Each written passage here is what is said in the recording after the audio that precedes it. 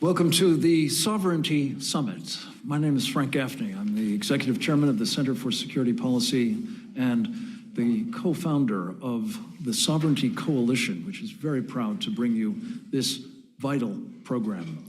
We have with us in person some very important senior influential legislators here in the United States, and we have with us through the miracle of Zoom, a miracle that has been tested in the course of the past half hour, I must say, by many parliamentarians from around the world. We will be asking each of them to speak briefly about our shared concerns about the World Health Organization's bid to transform itself and its Director General, Tedros Ghebreyesus, into the global health dictators that would pose a very profound threat to the sovereignty of all of our nations, as well as the freedoms, the medical freedoms, among other things, of their peoples. We are going to be going to these distinguished guests momentarily, but before we do, I did want our co-founder, Reggie Littlejohn, the president of Women's Rights Without Frontiers, to both bring us in with prayer, because we need it big time, not least to get through the technical challenges here. And she brings to this the distinction of both Methodist minister and a practicing Catholic, and we're delighted to have her. She will be speaking more to us in a moment, but first a prayer and a welcome word from you, Reggie. Thank you, Frank. Dear God, we come before you now, desperate for your help. This problem is too big for us. You see what the globalist cabal is doing. You see their plans. You see all the different ways that they are trying to steal our freedoms and our national sovereignty, but they're nothing compared to you, O Lord God. So we appeal to you to help us to counter them, Lord, and we just pray for your grace and your blessing and your power. And we pray that this word would go forth over all the world, and that the world would rise up and throw off the chains that these globalists are trying to enslave us with through, most recently, this World Health Organization, pandemic treaty, and international health regulations. So, Lord, we lift up this summit to you. We ask that you would bless it. Amen. Amen. Thank you, Reggie. A quick word of welcome as well. Oh, yeah. So my name is Reggie Littlejohn. I am the founder and president of Women's Rights Without Frontiers, and also Anti-Globalist International, and the co-founder of the Sovereignty Coalition. And it is with great pleasure that we have this summit today, because the World Health Organization, through the vote that's coming up at the end of May, is seeking to install a biotech totalitarian state. And we have had great success in the United States raising the visibility. This is our first international summit, and hopefully the first of many. But we all need to grow together and join our voices together to throw off this globalist plan. Thank you. Thank you, Reggie Littlejohn. We're going to hear first from a man who has... I need to know if I can hear the audio.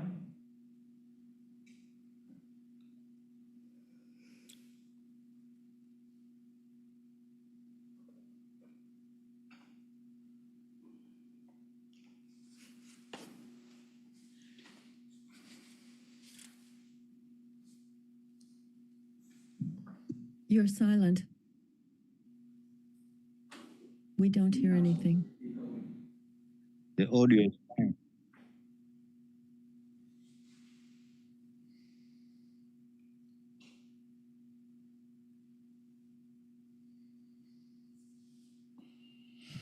The audio is great.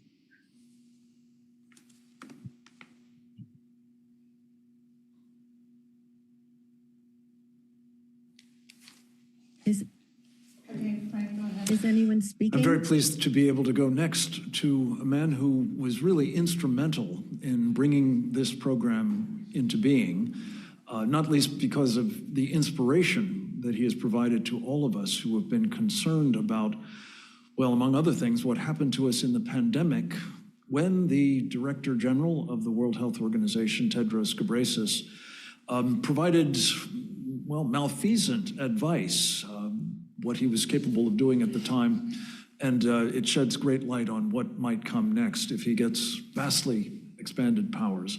Senator Ron Johnson from Wisconsin is a businessman. He chose to serve his country by dint of the sense of really the emergency that it was facing in so many respects. He was recently reelected, and we couldn't be more proud to have him here as, again, an inspiration as well as our leader, in the sense that he has been holding informal hearings, many of them in recent years, to expose truths, unsavory sometimes truths, but truths nonetheless that we need to know about the vaccines, about the damage they've done, about the mandates that were in part brought to us by Tedros Ghebreyesus. So we've asked him to speak altogether too briefly, but to help us kick this off, again, I'm proud to call him a friend as well as a mentor. And with you here, sir, I believe we're off to a very important start, albeit a little later than we meant to. Over to you, Senator. Well, thank you, Frank. Thank you, Reggie. I want to thank everybody involved with the Sovereignty Coalition and thank all of you for joining us. In the earlier test run, when we were before the technical difficulties or when we were experiencing them, Frank used the word stealthily, and it's very appropriate. The globalists, the tyrants, they gain power through deception, and that is what they're trying to do here. So it wasn't very many months ago where this was under everybody's radar screen. There are a few people online, people like Frank, people like Reggie, others in the alternate media, Congressman Bachmann. There were people that were aware of this, but the vast majority of members of Congress, parliamentarians around the world were completely unaware of this upcoming power grab. But because of the extraordinary efforts of the Sovereignty Coalition, pushing to expose this truth and to make sure that people were aware of this, now we have this summit. And we have members from different parliaments all around the world. We had a Zoom call last week with members of the Knesset. These are Israelis who are under an existential threat, but are aware that we are all under a threat of our loss of sovereignty, loss of our own personal health autonomy. That's what's at stake here. So again, I just want to thank everybody for being involved. I want to thank everybody who have had their eyes opened. Just remember, it's everybody's trying to make us forget the petty tyrants, the loss of freedom during the pandemic, the mask mandates, the vaccine mandates, the shutting down, the destruction of our economies. None of these things had to happen, but they were pushed by people who seized and pushed fear to gain control and cost us our freedom. That's what they want to do here with these WHO agreements. And again, I just want to thank everybody for opening up their eyes. I'm asking all of you to expand the reach of this. Make sure that more and more people have their eyes open. It's the only way we're going to be able to stop this. I was able to get all 49 Republican senators to sign a letter to President Biden to ask him to withdraw from these talks. And if he does make some agreement to bring it before the Senate for discussion and ratification, the only reason I was able to get 49 senators is because there is growing awareness, and those 49 Republican senators understood that the people that support them were expecting them to step up the plate and stop this. And that's what we're asking all of you to do. Step up the plate, use what power you have. Let's stop this before we lose more of our freedoms. But thank you very much. Thank you. I don't know if there's too much of a lag there. Senator, thank you very much. This is the perfect keynote. We want to recognize particularly your leadership in bringing every member of the Republican caucus in the Senate into alignment in opposition to these treaties. Thank you for what you've done with that inspiration. I believe it's important to note that it has also encouraged 22 attorneys general across the United States to do the same. And now, just yesterday, 24 governors as well to stand up and say, no, not now to these treaties. And also to the point that you've made, sir, that the Senate of the United States must affirm whatever comes of these in the end. Not now, hopefully, not next week, but in the future, if they do emerge. We're going to be sort of playing this a little bit as it lays. We have a number of members of parliament and other officials from around the world that we're going to be featuring in the course of the program. I'm going to call on them as best I can determine that they're there and available and willing to say 3 minutes worth of remarks about the subject at hand. This Sovereignty Summit's focus on not having approval of these treaties in the next week or so. I think we'll go, if we can, to the member from the Italian Parliament. Do I have Claudio Borgi? He is representing himself, of course, and hopefully he is able to speak to the sovereignty and the needs of the people of Italy as well. Are you there, Member of Parliament Borgi?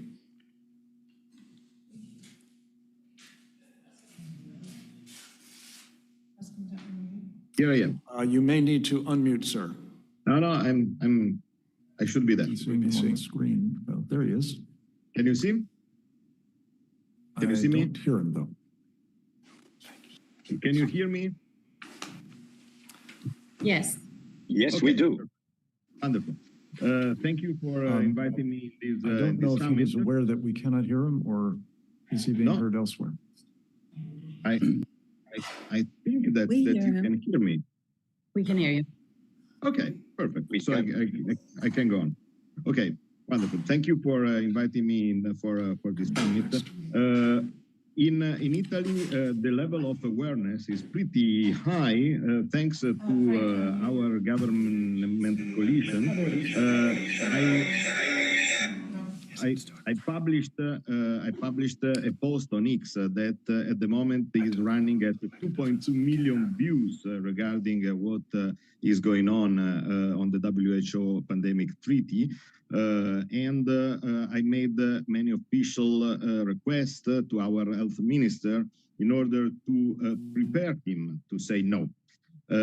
At the moment, I'm pretty convinced that Italy is going to say no to the treaty, and the last interlocution that I had with our minister goes in this direction. I say I'm pretty convinced, and not I'm sure, because I know how these things go. I know that there are international pressure, that you never know until the last minute how it goes. But at the moment, the official position for Italy is no. And I think that it's a good start. One advice that I have to give to all the members of the Sovereignty Coalition is not fall in the trap to accept any kind of amendment, because they will say that they will put some articles or new articles that can soothe all your trouble and reassure you about loss of sovereignty. Well, it's a typical trick. We need no pandemic treaty, not an amended pandemic treaty. So, in my opinion, this is the only risk that we have to go from here to the Assembly. No pandemic treaty whatsoever, not an amended one.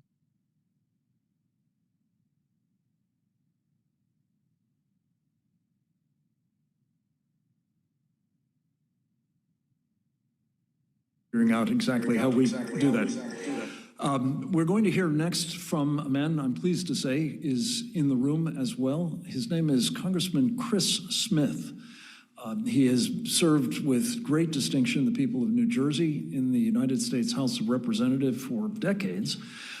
He regaled me recently with the fact that he had presided over, not just attended, but presided over, chaired something like 650, as I recall, hearings. So he knows what's involved in making these things work, and we're so appreciative of his patience with us. Congressman Smith has been a leader on human rights in general, and particularly committed to protecting the people of the United States and their human rights against the predations of people like Tedros Ghebreyesus. We're very pleased to have you with us. Congressman, over to you. Thank you so much. Frank, thank you for your tremendous leadership and the Sovereignty Coalition for really being the group walking point to try to ensure that this egregiously flawed pandemic treaty does not go forward.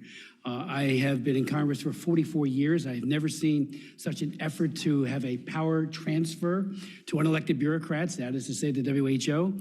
And Tedros, I've known Tedros for about 30 years, including when he was the head of the health for Ethiopia. At that time, he had covered up some of the cholera outbreaks on behalf of Meles, who was then the dictator in that country. So there were many, many concerns about him. He got his job, but let's not forget it, from Xi Jinping in China. Both times, the first time and then his re-election, was all orchestrated by the Chinese Communist Party. Reggie Littlejohn, who has done an amazing job for decades on behalf of women's rights, especially as it relates to China and the girl child there. She has testified at many of our hearings, including on behalf of Chen Guangzhen when he was released against all odds. So she made a huge difference on that. So now she's speaking out again. And again, how did Tedros get his job? Chinese Communist Party. So just make it very clear to everybody, the source of this is coming from bureaucrats and one chief bureaucrat who has an egregiously flawed, just like the treaty itself, which is not finished, thank God. So I just look at the source. Michelle Bachmann, we miss her so much in Congress. What a tremendous asset she was and continues to be in all the leadership role she takes on. Thank you, Michelle. You are so articulate and so strong. And I do believe when the time comes when this flawed treaty does not come into fruition, it'll be because of the great work that's being done by the Sovereignty Coalition and all of your leadership. So I thank you for that. Yesterday, I asked the Secretary of State Blinken a very specific question about how the WHO is breaking its own rules in rushing this through. I pointed out that there are a number of instances where there needs to be at least 4 months when the text is made available to make a decision. They want to rush this through within a week or so. I've gone through every iteration of the text, although the latest one we don't have, and that is very troubling. So I asked him two questions about this flawed process, and also about whether or not he would submit it, they being the administration, the Biden administration, for ratification. And maybe Senator Johnson, what an amazing thing to get all 49 Republicans to say, submit this for advice and consent. Do not, I say again, do not just do it by executive agreement. That's what the Obama administration did with regards to Iran with the nuclear deal, instead of submitting it as they should as a treaty to the Senate, where it could be looked at and scrutinized, up or down vote. And they also have done it with other things as well. And now we have a reprise of that, potentially. He did not answer that question. I asked him very pointedly about that. The Secretary of State did not say whether or not they would submit it for ratification. But he did say, and I'll quote him briefly, on the pandemic treaty, the way things stand right now, I don't know that coming to a conclusion, and it's coming to a conclusion in the near term. There's just not consensus on it. It's something we continue to work on, but continue to work on making sure that we uphold our own interests and values, including, for example, intellectual property. So it doesn't sound like a rousing endorsement, but frankly, I've worked over at the UN for years. I was a congressional delegate 4 times. All of a sudden, something can be a big agreement burst out, and next thing you know, it's on its way to all the countries for ratification. And my fear is that this president will just ratify it with his own signature rather than submitting it to the Senate. And one of the things that I pointed out, and I pointed out, you do it all the time, is that we're going to be obligated by the billions of dollars, and they wouldn't even tell us that that's against the rules that they're not following as well, billions of dollars after the fact. One of the earlier texts, and I think it might be in the same current one, we don't know, said that by 2026, they'll tell us what the U.S. taxpayer has to fork over, and that goes for taxpayers elsewhere, in the billions. And it'll be treaty obligation. This isn't an admonishment or a sense of the UN or a sense of Congress type of thing. This is binding. And I think a lot of people don't realize that too. So finally, we've had very good press conferences, Frank, as you know, in the past. All of you have spoken at them, and it made very clear that it is filled to overflowing with wrongful policy. I mean, what are they going to do when they? I'm looking over at one of my staff directors, then I'll leave. And I went to Geneva and lobbied a number of WHO delegation countries that are deployed there. I was kind of shocked at the lack of understanding. They are talking about how, they're not having any real input. It's being, here's the text. Do you agree or disagree? It's not really a negotiation. They claim, and I know the UK has had some real problems as well, thankfully. I think theirs has to do with the mandatory conveyance of whatever our reaction is to, whether it be vaccines, to the next pandemic, that upwards of 20% has to be forked over from their arsenal and ours as well. Whether you agree or disagree on a vaccine, some are good, some are absolutely horrendous. We need to be, we're just going to be told, we don't have a vote on Congress. It's going, it's on its way. And so I'll just finish with saying lack of transparency, lack of transparency, lack of transparency, and we will rue the day if we don't stop this and stop it now. Thank you. Thank you. You mentioned the letter. Thank you. Can I just add real quick? Please. We have a letter, it's on your website, and you guys have been fantastic.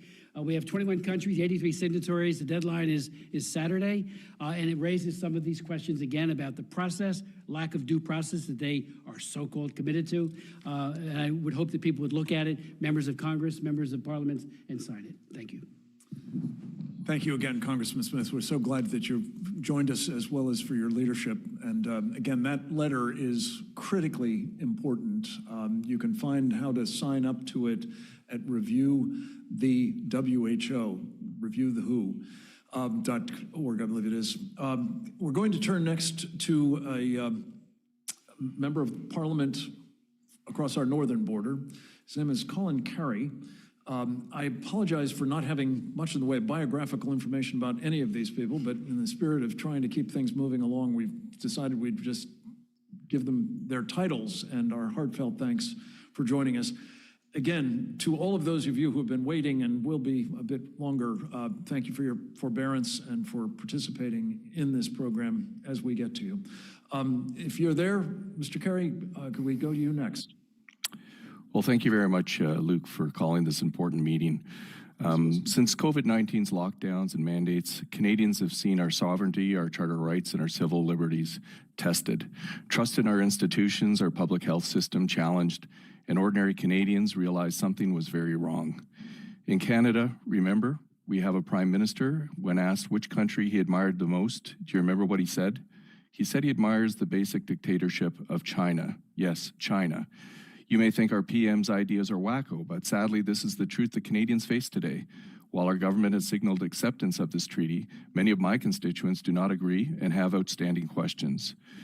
Our freedom of speech, freedom of movement, freedom of consent, and medical treatment were all enthusiastically challenged by our own government in Canada under the COVID dictates, centrally controlled and communicated by the WHO. Canada's PM intentionally created an identifiable minority group, anti-vaxxers, and gleefully used all the power of the Canadian government to marginalize, dehumanize, and keep over 6 million Canadians from fully participating in Canadian society. These Canadians, many with health concerns, were called misogynist, racist, with unacceptable views, and they should not be tolerated. We all remember the facade of the Illegal Emergencies Act and how it was used to freeze bank accounts. Businesses were shattered, seniors and loved ones died alone, and our children's education was compromised, and churches were closed. Canadians do not want this to happen again.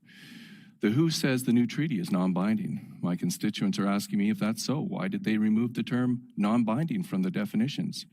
We know that the current treaty acknowledges that the WHO only has an advisory board that issues recommendations. Not so with the new treaty. If the WHO's new amendments to the IHR would not bind nations, then why is the WHO self-appointed as the primary decision-making authority, or the directing and coordinating authority when an international pandemic emergency is declared? What is the definition of an emergency? Who decides? Who complies? If Canadians want out of the treaty, what's the process? What's the cost? What criteria defines a pandemic or global emergency? Colleagues, this treaty will legally compel actions based on decisions that are made by unelected WHO technocrats, the same technocrats who tasked themselves to declare an emergency at their whim.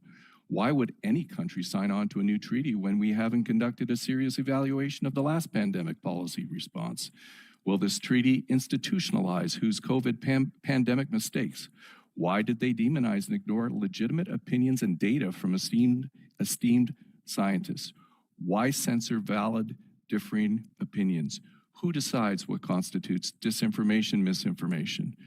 Colleagues, this is about our sovereignty, our nation's right for self-determination. Canadians want local demographics acknowledged, not ignored. Decisions made by Canadians for Canadians. Thank you very much. Carrie, we're appreciative of your participation as well as your leadership in Canada. It turns out that what is happening in Canada often has an impact here as well. And so those of us in the United States are especially appreciative of your leadership. I'm very pleased to say we have a former member of Congress. She has been introduced in a way by her friend and colleague, Chris Smith. They served together for many years. Her name is Michelle Bachmann. I will say that Michelle Bachmann is the person who put me onto this issue, and she did so in her characteristic fashion that was a real call to arms. Everyone needed to get involved in this fight because she understood immediately what it meant for the sovereignty of the United States and others around the world, for that matter, and not least for our freedoms, our constitutional rights. We're delighted to have her with us. She's literally just gotten off the plane from Nashville, Tennessee, and we're delighted to turn over the floor to her briefly. Michelle Bachmann.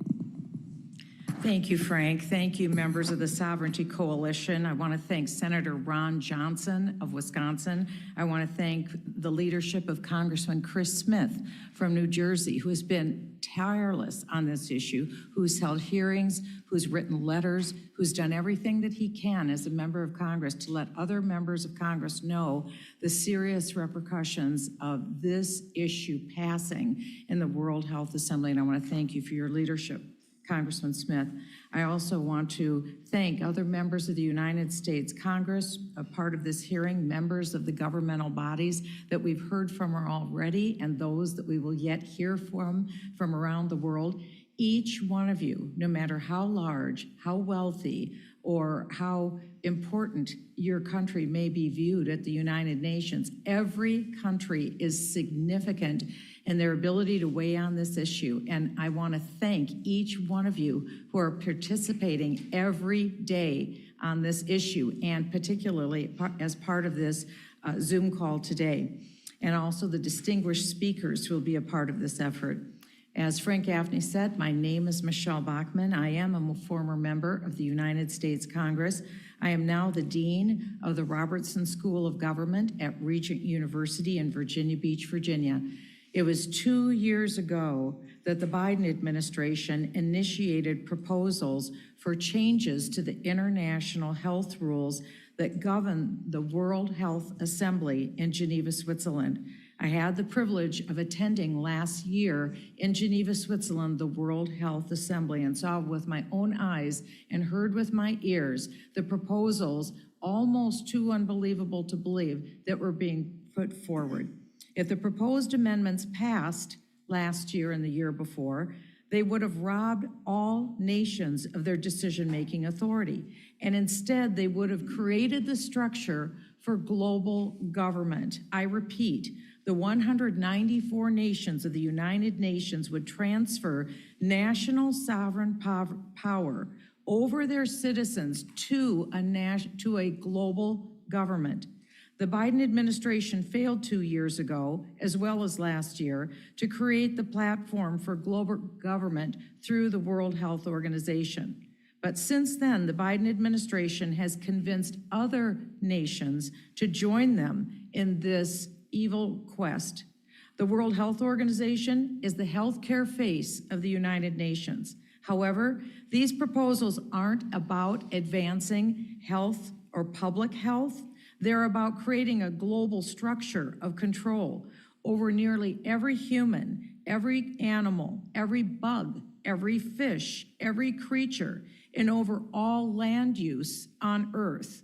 Such is the breadth and the scope of this proposal that's being put forward at the World Health Assembly. Our U.S. Constitution prohibits our federal government from giving sovereign decision-making power to the United Nations. Yet, that is exactly what the Biden administration and other nations are trying to do next week when the World Health Assembly convenes in Geneva, Switzerland. If the nations fail again to achieve global governance in Geneva, another attempt will be made at the United Nations when they gather this September 2024 in New York City for their annual meeting at the iconic United Nations building at what the UN is calling the Summit of the Future. Look at the United Nations' own website. Type in the search engine, Summit of the Future. They boldly proclaim the United Nations goal of achieving global government at the Summit of the Future. If the transfer of power from nations to international bodies is achieved, recognize the largest voting bloc at the United Nations is the OIC. That's the Organization of Islamic Cooperative.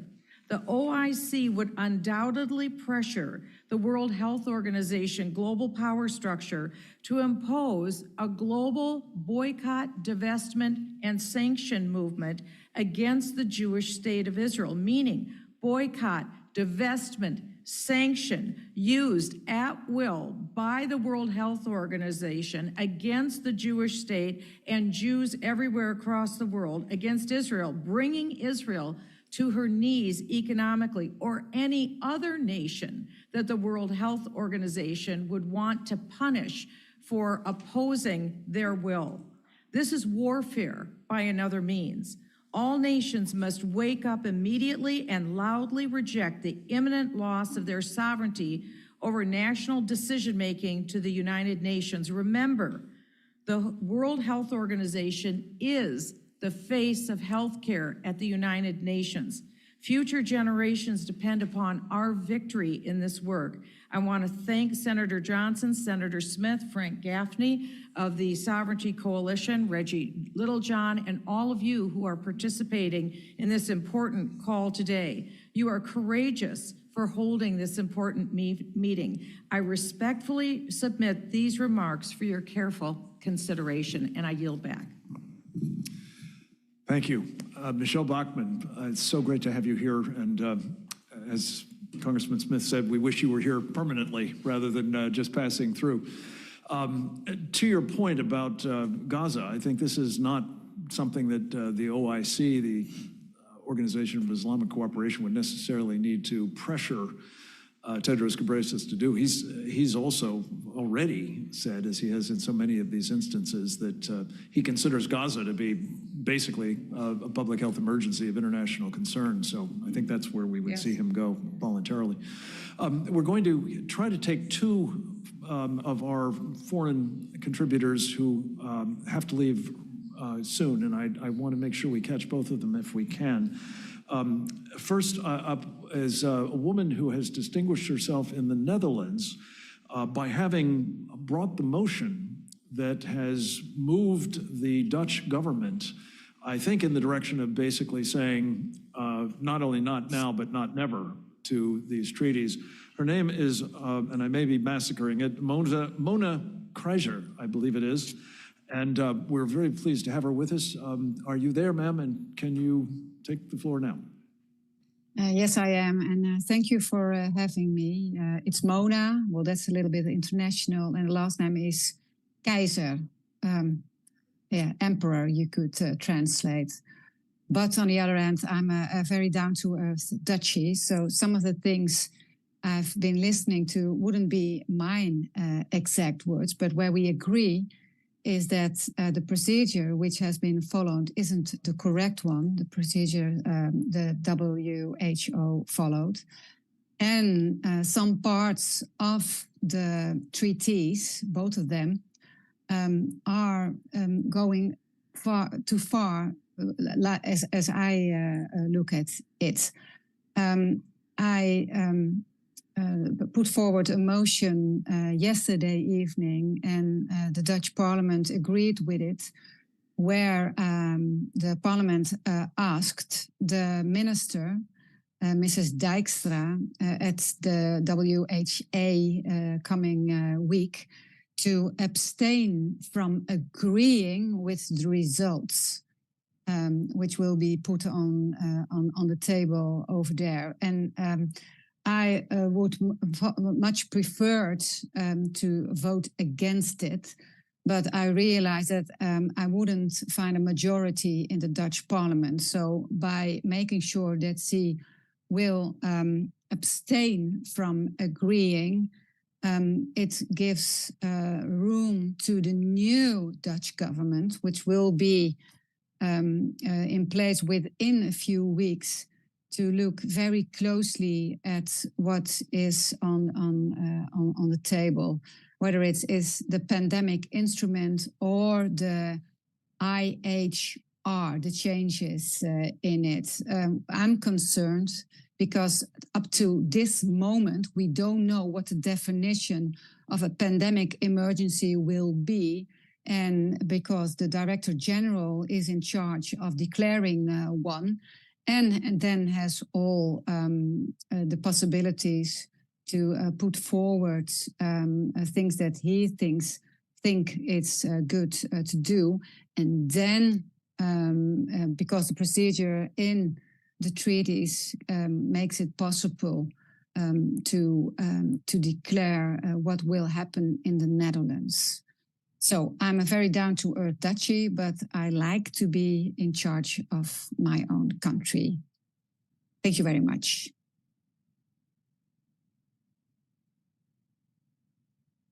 And we appreciate your inspiring leadership and hope that it will be now replicated elsewhere, both in Europe and across the world. We have with us another of our wonderful members of Congress. I'm going to ask his forbearance, though, if we could just take one more of our foreign guests who I know has to leave. We'll be right back with the Honorable Ralph Norman of South Carolina.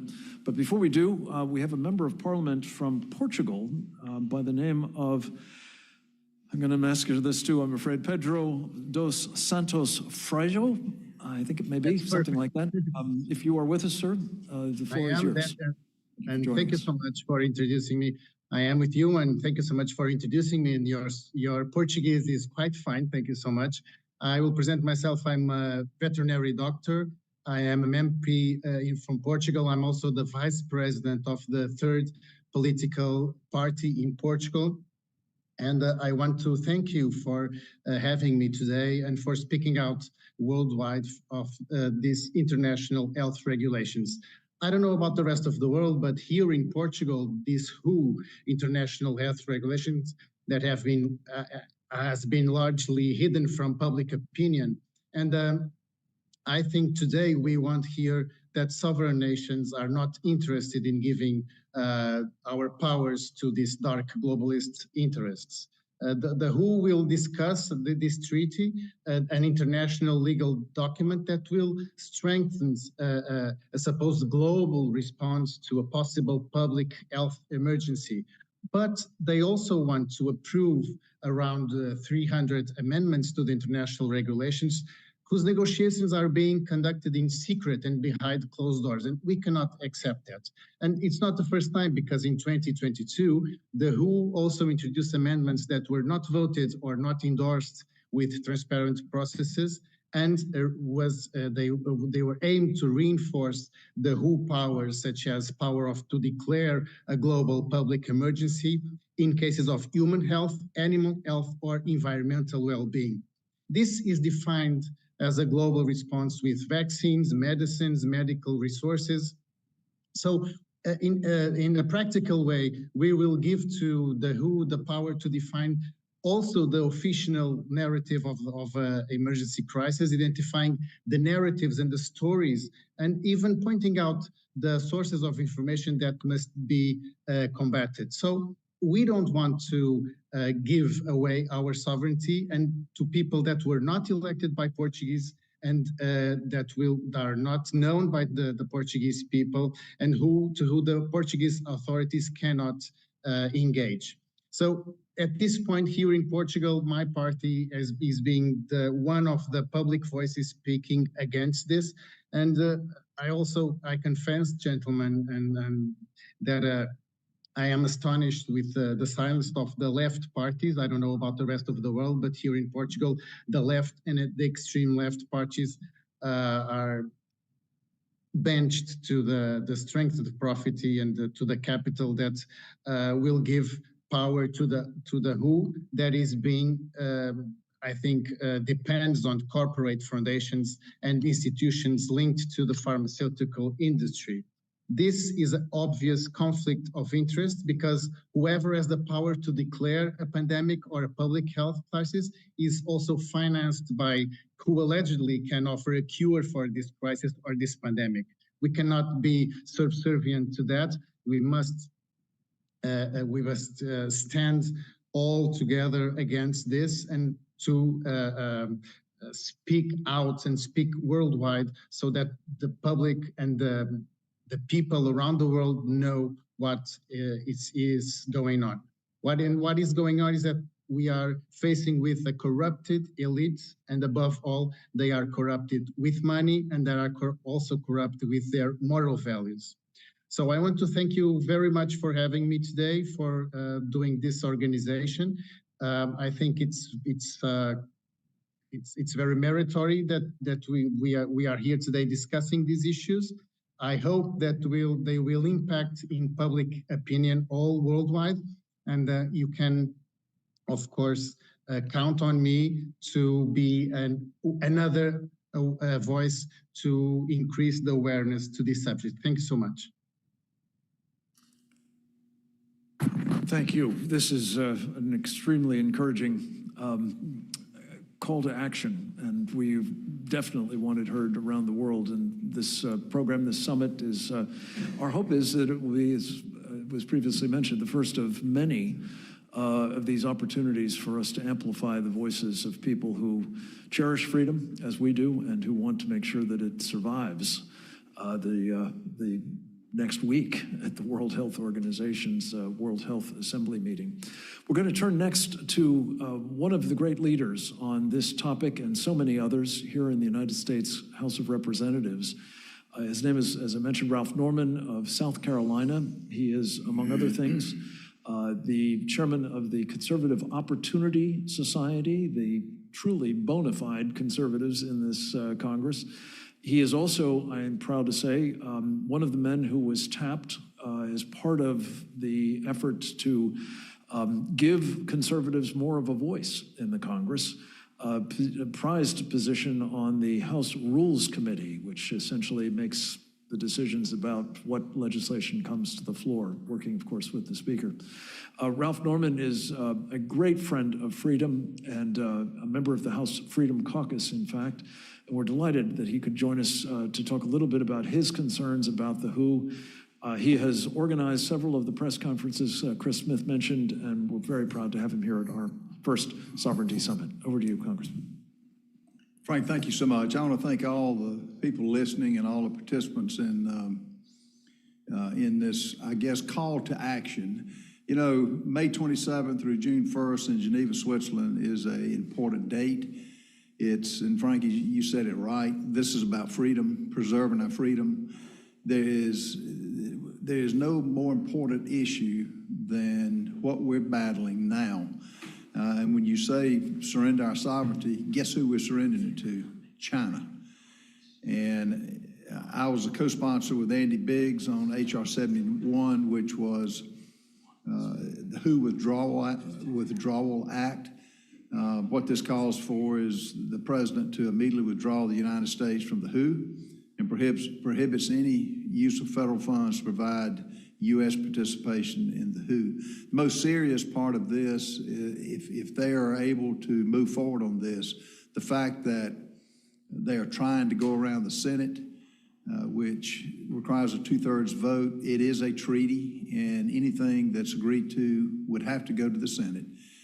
Secondly, Article 55 in the bylaws, I call them, prevents any item of discussion to come up unless we've had 4 months to review it. That hasn't happened. This is a bait and switch operation by the elites, and it's something we've got to call attention to, and we've got to stop it. The only thing that's going to stop it is those members in Congress, both the House and the Senate, and the American people to rise up and say, we're not doing this. We're not taking part in the WHO, nor are we going to surrender our sovereignty to a rogue group controlled by China, as we have seen with the COVID pandemic. So thank you for calling attention to this. We're going to continue to be a voice with more conferences. The fact that we're out a week, Congress is, or the House is out next week when the conference takes place in Geneva, Switzerland, is concerning, but it won't stop us from spreading the word, and doing this speaks volumes about the concern that so many of us have about this, about losing our freedom. Congressman, thank you. Very, very much a call to action, and one that we will be amplifying wherever possible. We appreciate your leadership, sir. Thank you for joining us today. We're going to go to the Philippines next. We have with us Fernando Zani, who has, I believe, served in the Philippines Parliament. I'm looking for what little bit of a bio I have for him at the moment. Fernando, are you there? And can you join us at this point? Yes, good morning. Do you listen to me? Hello? Yes. Yes. Thank you very much for your time and for this opportunity. I am from Argentina, legal advisor from Mr. Beltran Benedict, Congressman. Let's say we are a new political party who has taken power on December the 10th last year, and Mr. Benedict has clearly published a statement against a WHA agreement or international agreement, international sanitary modifications. As you know, here in Argentina, we've had in 2020 pretty dictatorship from the state, where all citizens were locked during 8 months. We weren't allowed to go out. We have arrests, and all our freedoms were forbidden. Therefore, as part of Milei's government, we are pretty aware of this WHO agenda and aims in trying to avoid our freedoms, okay? So from our side, the lack of transparency and the power transfer in these latitudes is pretty well known. We are making a huge effort for all the countries here in South America to be aware of this. In fact, the congressman is giving huge of interviews to all media here, not only in Argentina, but in other countries, in order to be aware about this, because there is silence everywhere in this region.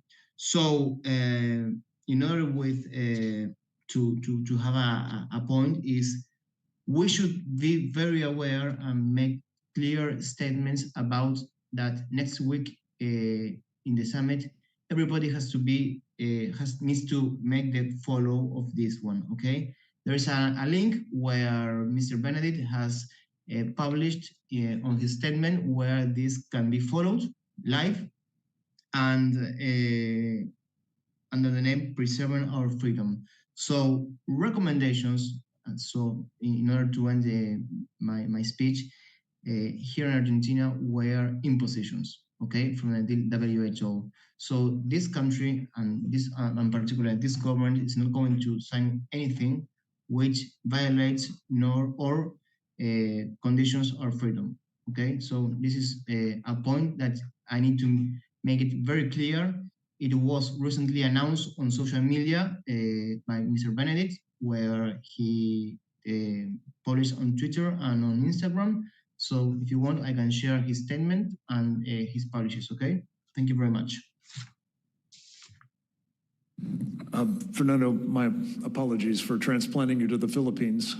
We are very pleased that you are in Argentina, and that is a very heartening message indeed that the government, and we've become great admirers of the new government, is not going to be going along with what the World Health Organization has in mind.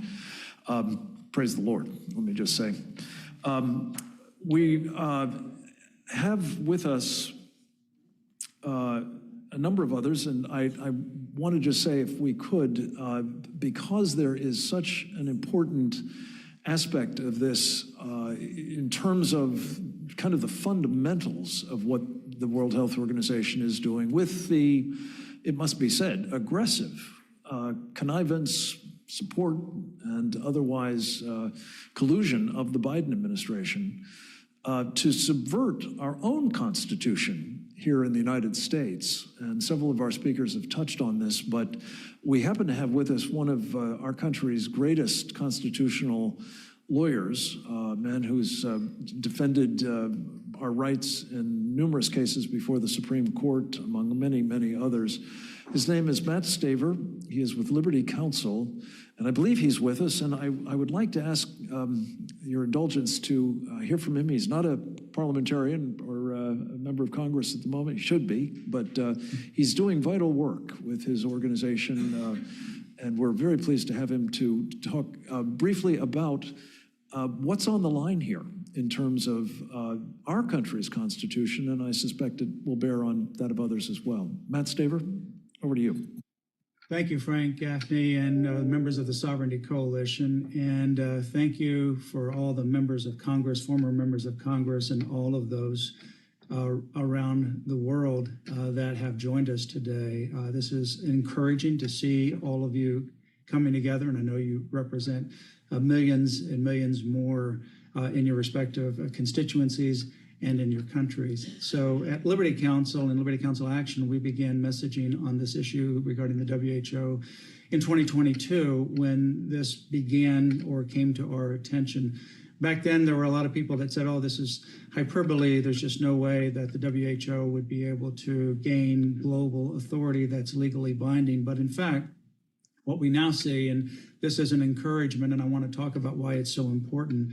There was a lot of silence for so many months and even years, but just in the last month or so, we've had 49 U.S. senators sign a public letter opposing the WHO over sovereignty concerns. We have over 60 members of the U.S. House co-signing onto a bill that would defund the WHO and also require the WHO, like the Senate, to have a 2/3 majority vote for any kind of international agreement with the WHO. We have 22 state attorneys general that have signed on in opposition, expressing concern regarding loss of United States sovereignty and in-state sovereignty. We have 24 governors yesterday that issued a public letter stating the same thing, that they're concerned with regards to the loss of sovereignty of the United States and the individual sovereignty of the states. I'll come back to that in a few moments. We have the United Kingdom coming on board saying they don't want to give up 20% of their various kinds of medical testing and other kinds of medical products, 10% that would have to be free, 10% that would be at nonprofit cost. They concern that issue of sovereignty as well.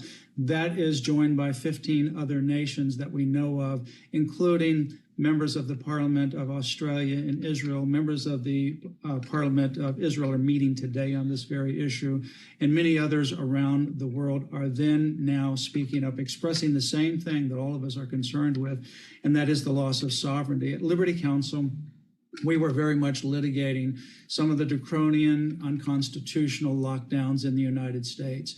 We represented the very first place of worship in the United States where a pastor was arrested for a draconian lockdown in March, March of 2020, last week of March of 2020. We ended up representing places of worship in California, 100 and some churches in California. In California, you could go to a big box store and you could jam that store, be packed shoulder to shoulder, no problem. Garden hoses were considered essential, potted plants the same, but going to worship having a prayer meeting, a Bible study in a church, no matter how large the sanctuary was. It could be 5,000, doesn't really matter how large that facility would be. That was criminal in California for a year. And it was actually criminal to go into your neighbor's house, condo, or apartment next door if you didn't live there, or have somebody come into your house that didn't live there. Just to pray with that person, have a Bible study, or just encourage them. They were locked down by the governor while he was doing his birthday parties at tens and tens of thousands of dollars with his friends. Those kinds of policies came from the United States Center for Disease Control, coming from the World Health Organization, with the fictitious 6-foot distancing, all of the lockdowns, what's essential and what's not essential, picking and choosing losers and winners arbitrarily based upon their idea of what's essential, what's important. We litigated these over and over again. We saw people suffer. We saw individuals commit suicide. We saw athletes, for example, that were in their last year of high school and their whole career just seemed to be crumbling without any other support system. Unfortunately, we saw high school athletic stars commit suicide because of the depression that they experienced. They were locked down, not able to go anywhere. In Florida, we took a different tack because of Governor Ron DeSantis. In Florida, Governor Ron DeSantis said that the schools will open in-person services and in activities in August, September of 2020.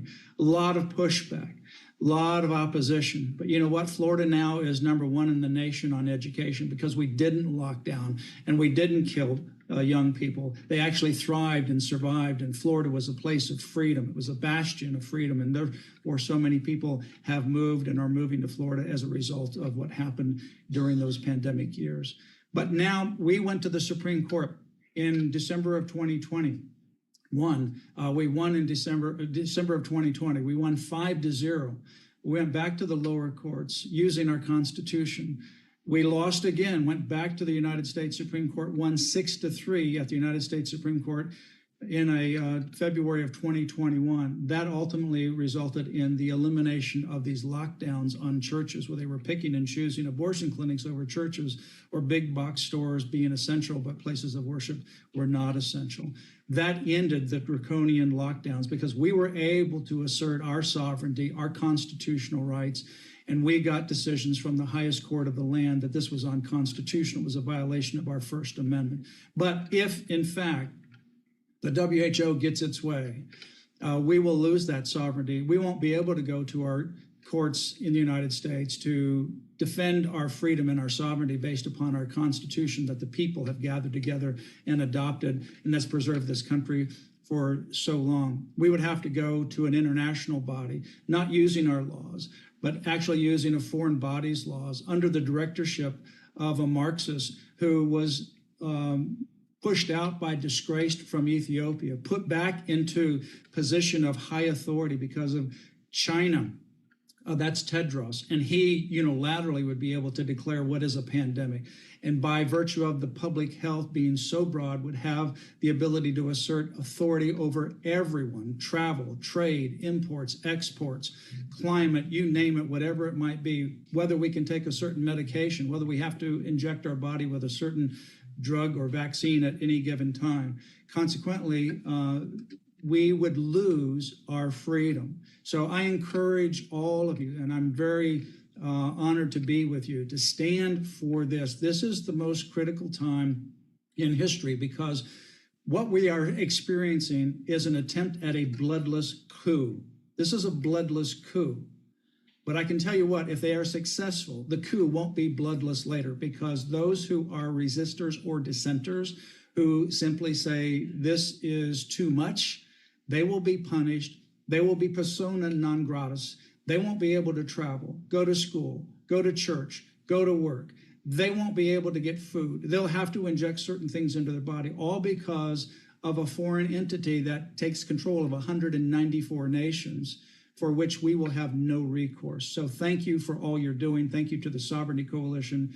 And may this momentum that we see happen continue on through next week, and that this attempt with the pandemic treaty and the 300 plus amendments to the international health regulation, may it come to naught, And may we gather together in the next couple of weeks on the other side of this with a victory and maintain our freedom. So thank you for all you're doing. God bless you all. Thank you, Matt Staver. Let me just say, the idea that we are being put in a position where, as Matt's indicated, we have documents that have not been finalized, that nations are supposed to be voting on next week, is outrageous. And it seems, on the face of it, not only inconsistent with the regulations of the organization itself, but of course, contrary to any good order, rule of law, among other things. We have a senator from Australia in the House. I have no idea what time of day it is there, sir, but we're delighted that you're with us. His name is Senator Malcolm Roberts. We've appreciated your patience with us in getting to this point. I'm delighted to welcome you to the floor, and thanks for all you're doing. Australia was an object lesson in what not to do in the course of a pandemic, it seems to me, but we'd appreciate your insights into both what's happened to you and what you don't want to have happen next. Over to you, sir. Thank you very much, and thank you for the invitation to attend and participate. To the organizers, thank you so much for what you're doing. I want to also thank the United Nations World Health Organization and various national governments' mismanagement of COVID, because thanks to you, people are waking. I also want to thank USA former Senator James Inhofe and his advisor, Mark Morano, who protected sovereignty about 20 years ago with the carbon dioxide tax that would have been global to raise trillions of dollars for the United Nations.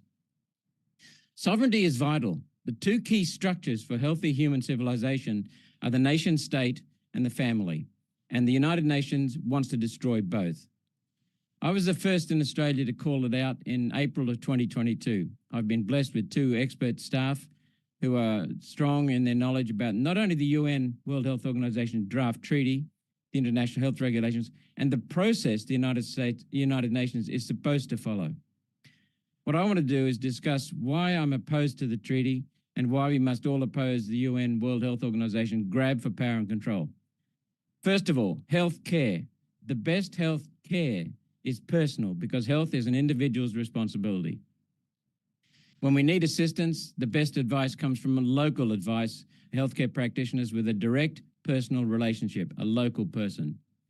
The next level involves running state hospitals or private hospitals, public hospitals. The state is necessary. That's the state, as you know it in America and Australia. We're a federation of states. The next level, the federal government, is terrible. It needs to stay out of health, get the hell out of health altogether. The worst level is global, remote, disconnected, uncaring, politicized, corrupt, as experience shows. So let's move on to the United Nations and the United Nations World Health Record.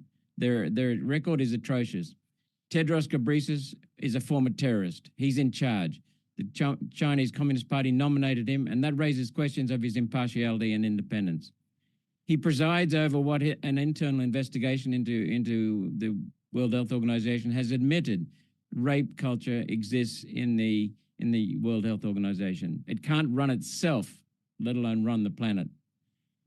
They've also tried bribes to change African opposition to this to support the World Health Pandemic Treaty. That has failed thanks to the African nations' previous experience with the World Health Organization. The United Nations is inhuman. It's responsible for thousands of deaths from big pharma trials in Africa. The United Nations is poisoned with a culture of politics and commercial interests driving the agenda and the lack of hard empirical scientific data within a framework of logical scientific points. The United Nations, in many fields, destroys science, and the WHO is simply an organization for hire. I want to turn to COVID and the lies and the incompetence that we saw. First of all, the World Health Organization denied there was any problem at Wuhan. That was a straight lie. Secondly, they advised there was no human-to-human transmission, another lie. Then when COVID broke out across the World Health Organization exaggerated the danger and the risk. We know that Bill Gates owns the World Health Organization, or a large chunk of it, and is a primary motivator and driver of the agenda. Gates and others use the World Health Organization to sell vaccines, injections, drugs. There are huge conflicts of interest that they accept as normal and usual, which tells us about their corruption. with regard to the World Health Organization pandemic treaty itself, it breaches their own constitution in three clear ways. First of all, for such a vote as we're facing this week, there needs to be 4 months' notice before the vote. That we've only had 1 month's notice, so it breaches its own constitution. Secondly, the World Health Organization has no jurisdiction under its constitution within a nation, and that's what they want, jurisdiction within a nation. They've breached their own constitution a second time. Thirdly, the World Health Organization is meant to be an advisory body only for advice, and only upon request of each member state government will they enter a country. No compulsion, no action, another breach of their constitution. It is with great shame. I've admired the United States as a country. I've lived and worked in the United States. I'm married to an American. Our children are dual citizens. I've been in all 50 states. I love America. I admire America. But the American government has really the one that needs to be held with shame because they initiated the changes. And shamefully, our Australian government at the time supported the changes in the World Health Organization. It cedes sovereignty. And what we're seeing is the uni party. So many people in Australia, and the Liberal Party and the Labor Party, supposedly in opposition, form a uni party and push the globalist agenda. We see the red and blue, so many traitors in both the red and the blue parties in America and in Britain joining together to push the globalist agenda. I'm very proud to have signed a letter with Alex Antic and 12 other senators and members of parliament that was sent to our Prime Minister last week, urging him not to sign the treaty. We do not want a treaty. The party I'm proudly a member of, One Nation, wants to protect and unify a nation, not hand it over to global terrorists. As others have echoed, the global control is the aim of the World Health Organization. A man called Maurice Strong had two aims. He was a very senior UN official, unelected socialist global governments. I mean, he stated this, and to deindustrialize Western civilization. That's the madness these inhuman people are pushing. Many UN senior bureaucrats have echoed this statement. Christiana Figueres from the UN Framework Convention on Climate Change, Otmar Edenhofer from the United Nations Environmental Protection Advisory Committee, and Antonio Guterres himself has said he advocates for a global order that works for everyone. New world order, it means control. What we're seeing is a uniparty if you'll across... forgive me, Senator, we are over time. I hate to cut you off. You have made a magnificent presentation. I'm hoping that the government of Australia will heed it as well. We're going to move to another of our leading members of the United States Congress, another man whose leadership is being profoundly felt in this institution. His name is Bob Good. He represents the people of Virginia. I'm proud to say that we have some property in his district, so I consider him my congressman and couldn't be more proud of him.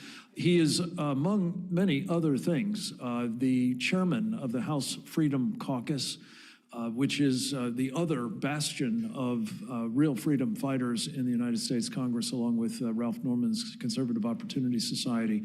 We're so appreciative that he's been able to drop by. His schedule is incredibly chock-a-block. We're going to turn to him quickly for some comments about the WHO, about which he has become one of the leading experts here in the United States Congress. Over to you, sir.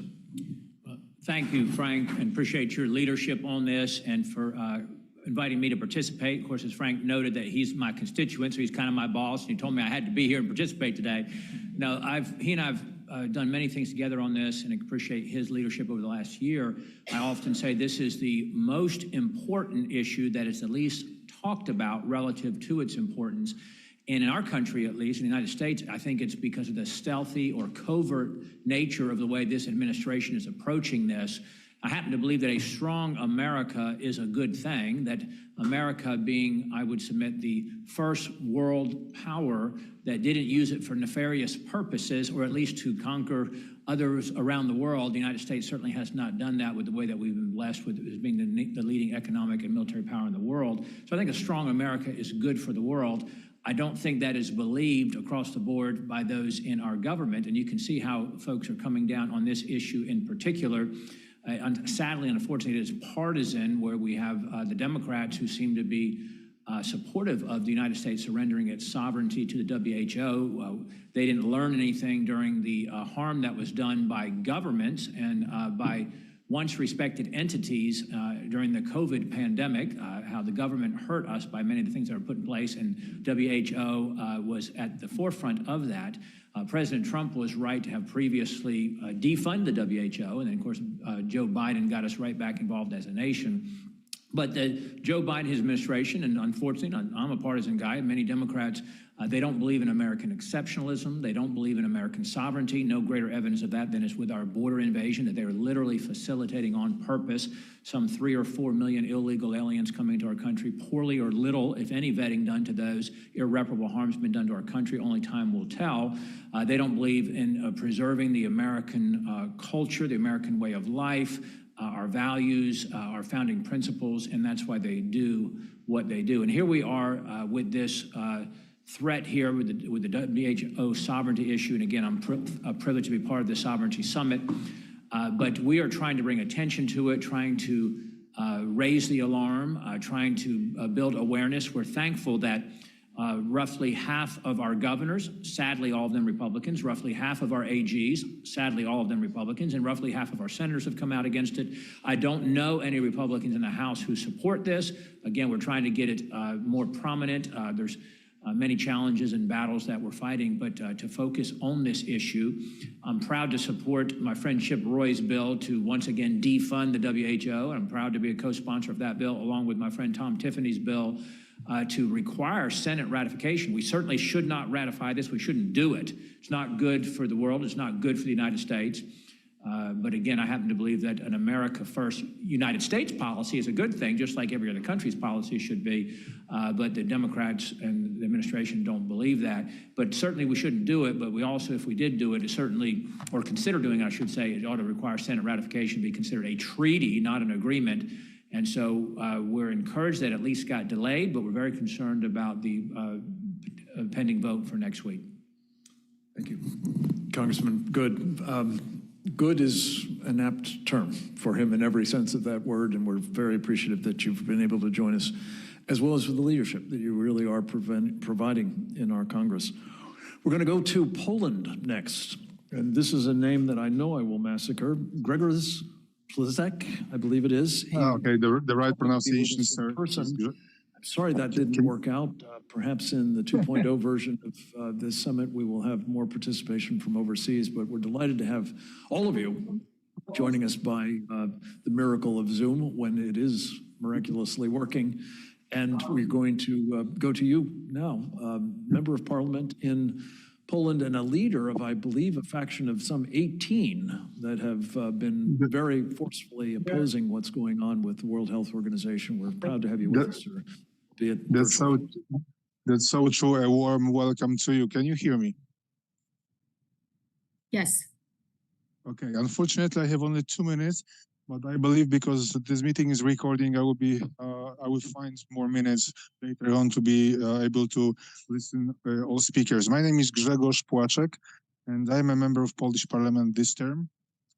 As a part of my work in the Parliament, I have formed a parliamentary panel of health organization issues. So far, there have been 4 meetings of the group, during which we have discussed, apart from the issues related to the reform of international health law, other disturbing phenomena with the WHO is responsible for. These include guidelines for children's sex education and transgender ideology. And I'm closely following the activities of the World Health Organization and the process of negotiating its 2 instruments of international law, the pandemic agreements and the proposed amendments to the IHR, the international health regulations. We find it hard to believe that some of the proposals for amendments to the IHR have been presented to the public. For example, the one, I'm sure that everybody is aware of it, including Article 3, to delete the requirements, let me repeat it, the requirements to implement these regulations with full respect for human dignity, I believe freedom and rights. So what implicates my concern is the WHO's overstepping of Article 55 of the IHR, which should guarantee us people as member states the knowledge of the final version of the proposed amendments, which are prepared, as we all know, for approval at the 77th World Health Assembly. And to conclude, we also worried about the rush in which these two instruments are negotiated, and we believe that they should be subjected to further analysis and public debate. So what I'm trying to tell you now, I'm sending you the message from Poland and from Polish Parliament that there are also parliamentarians who are aware of what WHO is working on at the moment, and we are against it. And we are trying to inform other parliamentarians, and if there is any way for further steps, we can together cooperate and build the huge group of parliamentarians from all over the world to fight against these amendments we are in.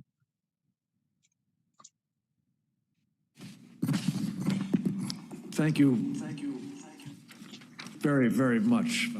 Again, we're sorry this was not in person, but this way, and thank you for your leadership in Poland. We're going to go next to a special guest. I wasn't sure whether he was going to make it or not, but we're delighted to have him here. Truthfully, I'm so surprised by him being here that I don't even know his name, but I do know his job. He is the National Security Advisor to the Speaker of the House of Representatives, Mike Johnson. And whatever your name is, sir, we are delighted to have you here to make a short presentation on behalf, I believe, of the Speaker. Welcome. Well, thank you, sir. It's an honor. Tell us your name. Joshua Hodges. I work for Speaker Johnson, and he is the person who matters. I'm here on his behalf. He wishes he could be here.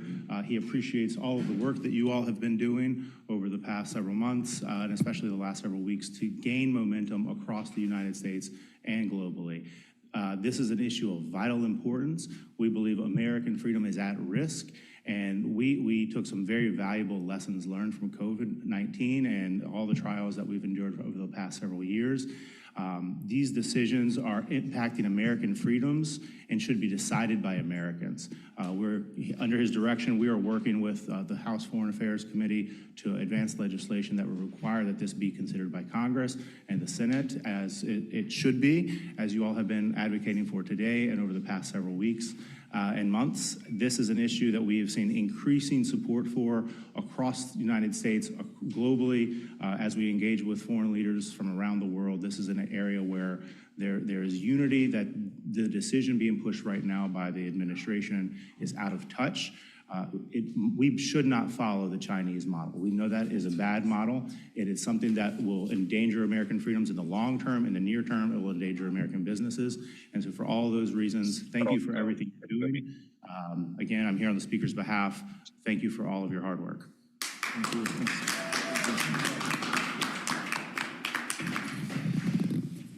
What a treat. And please give our regards to the Speaker and our thanks. Moving some legislation on this issue would be very much appreciated, and hopefully will further intensify the pressure not to accede to these, these agreements that we still don't know the contents of, incredibly.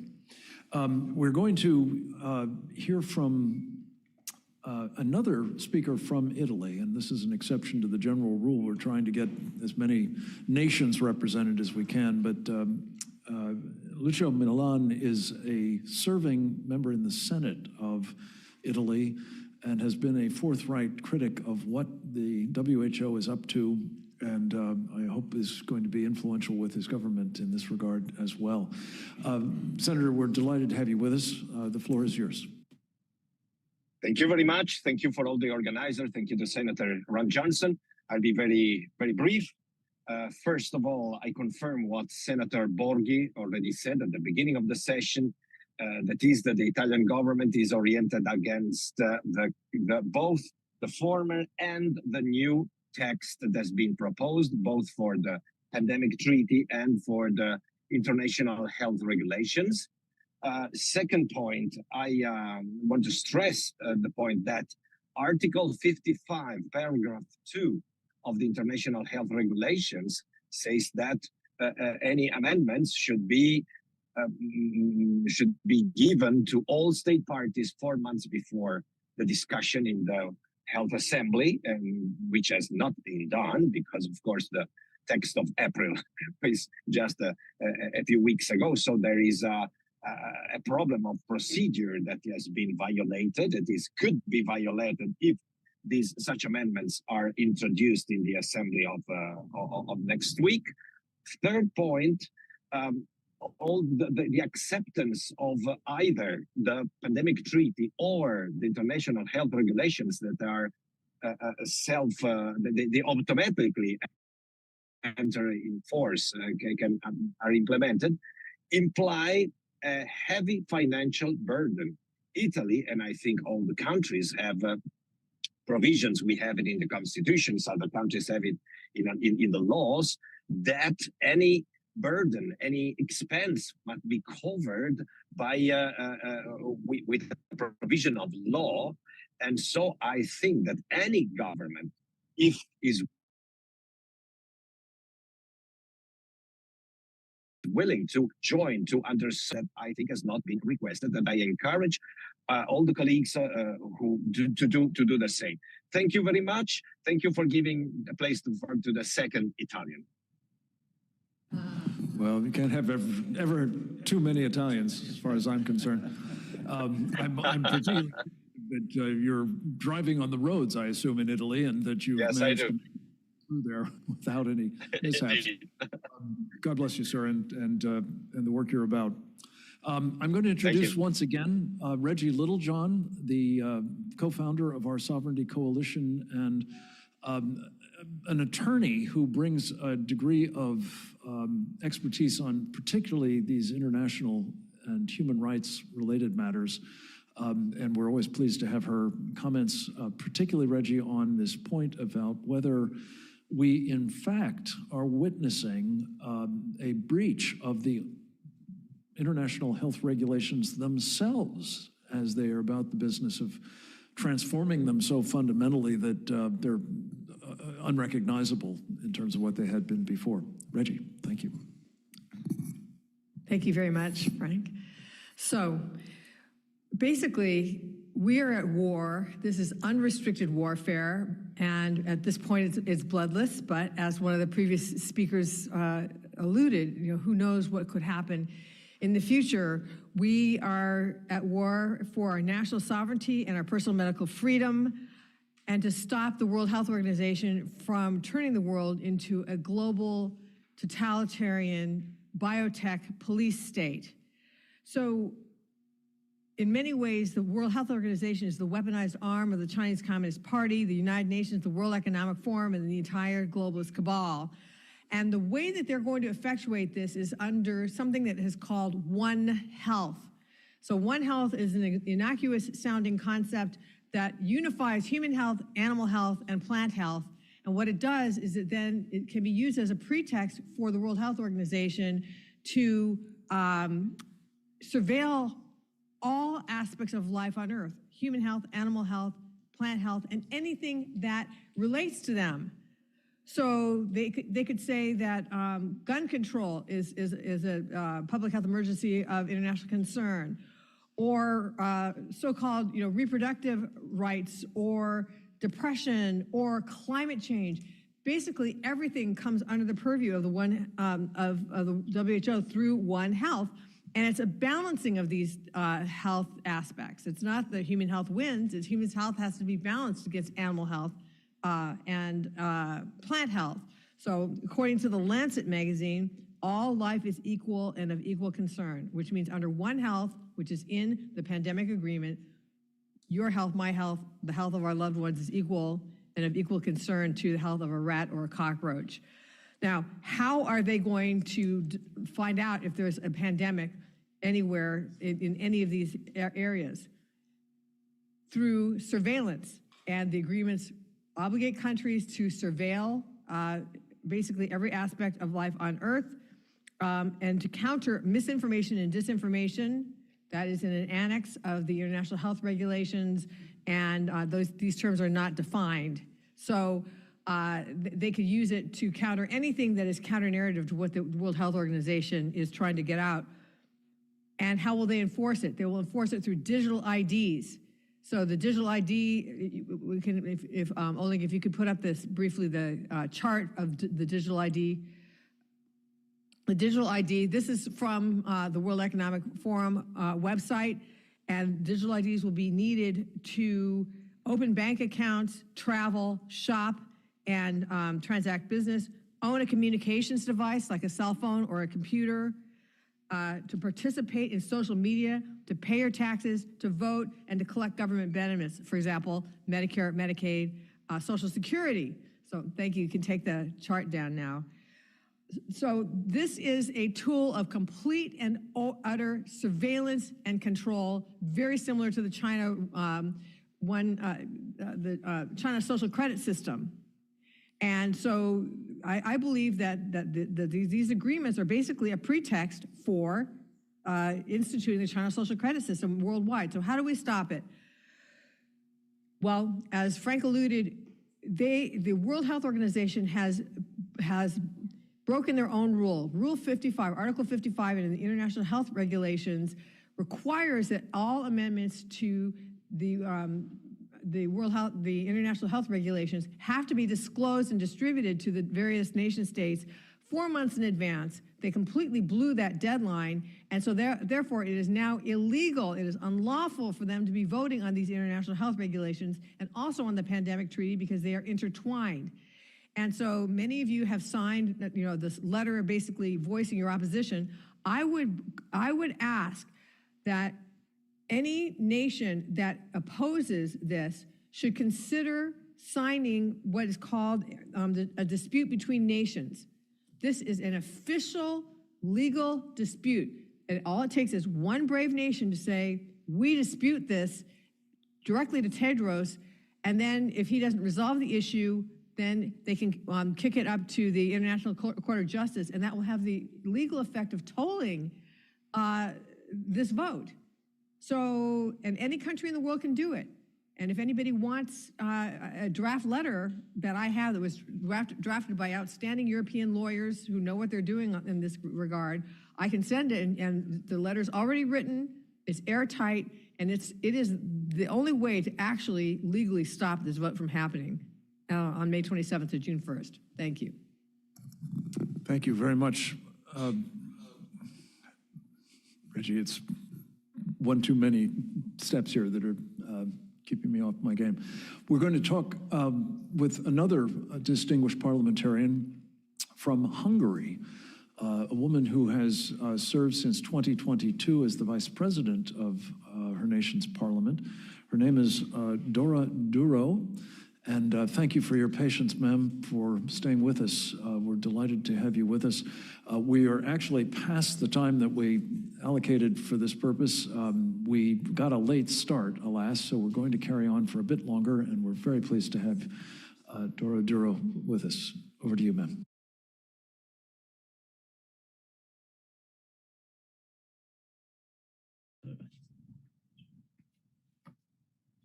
Greetings from Hungary. Hello, everyone. Can you hear me?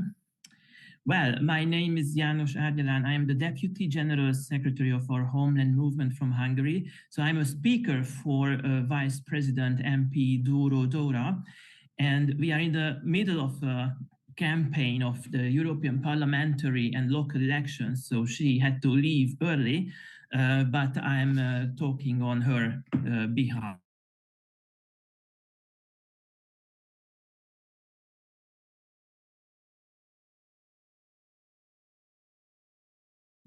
Dora, you're muted.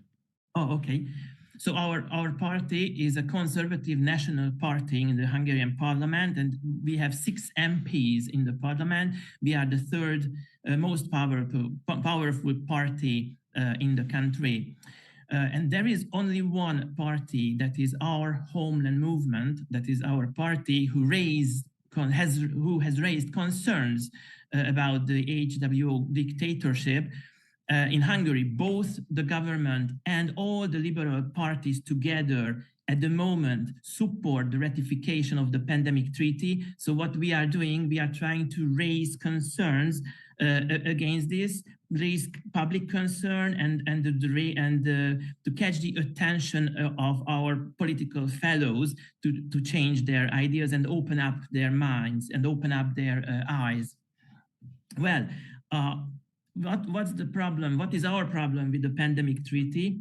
We believe that if the treaty is signed, the HW will have an exclusive competence on all matters, and they will classify what pandemic is, what is meant by pandemic. It is their decision. Also, they will decide, and they have decided about the protocols, what will be used mandatorily for the states to implement. In other words, under the treaty, we can imagine that they will be able to order surveillance, closures, forced vaccination, even quarantine, and they can impose us other punishments. They can even deport people or lock them up in camps if we disobey them. And that's only part of the story, because what makes it even more filthy is their leader, Tedros Ghebreyesus. As a leader of a health organization, he doesn't even have a medical degree. He was the leader of an extremist terrorist organization in Ethiopia, which was involved in numerous genocides. And we have no doubt that he's doing the same thing now. He's preparing to carry out another genocide. What can we do to stop this? We have to put as much pressure as possible on governments, on the world's governments, to stop the ratification of this treaty and act in the interest of the people. No amendments of the treaty are acceptable to us. In Hungary, our Homeland Movement has organized a demonstration against the HW on the 11th of May in Budapest, our capital, which was a huge success. And also we regularly participate in events, demonstrations, conference all over the world. Like there was one, for example, a huge event in Switzerland on the 7th of April. In sum, we can say that we are trying to open up eyes, open up the people's eyes. We try to impact public opinion. We try to open up our fellow politicians' eyes to see what's going on and what the problem is with this pandemic treaty. Thank you very much.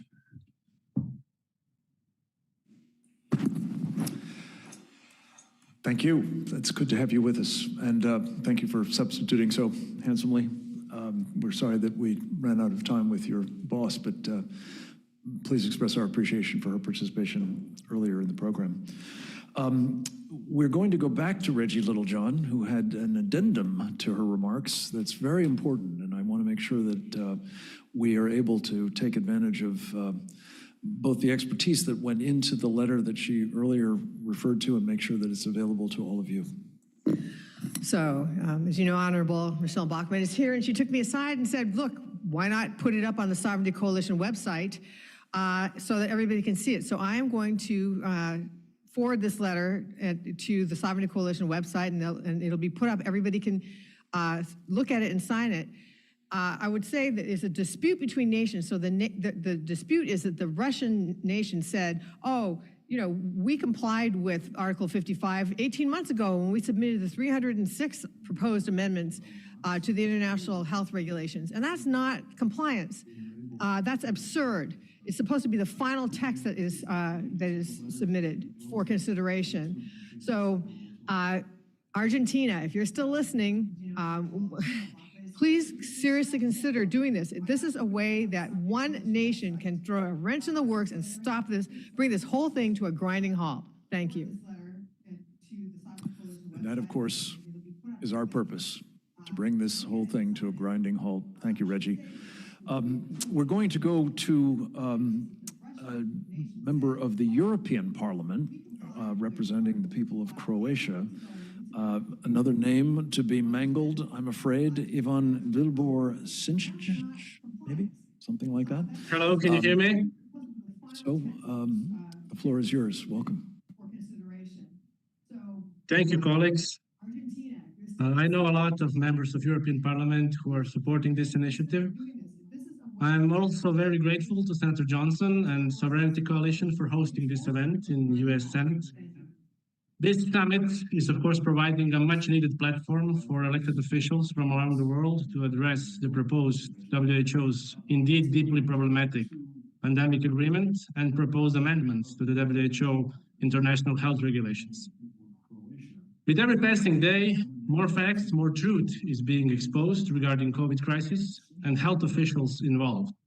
Just a few days ago, there were big news about Mr. Fauci lying once again to the people of the United States, but also the world.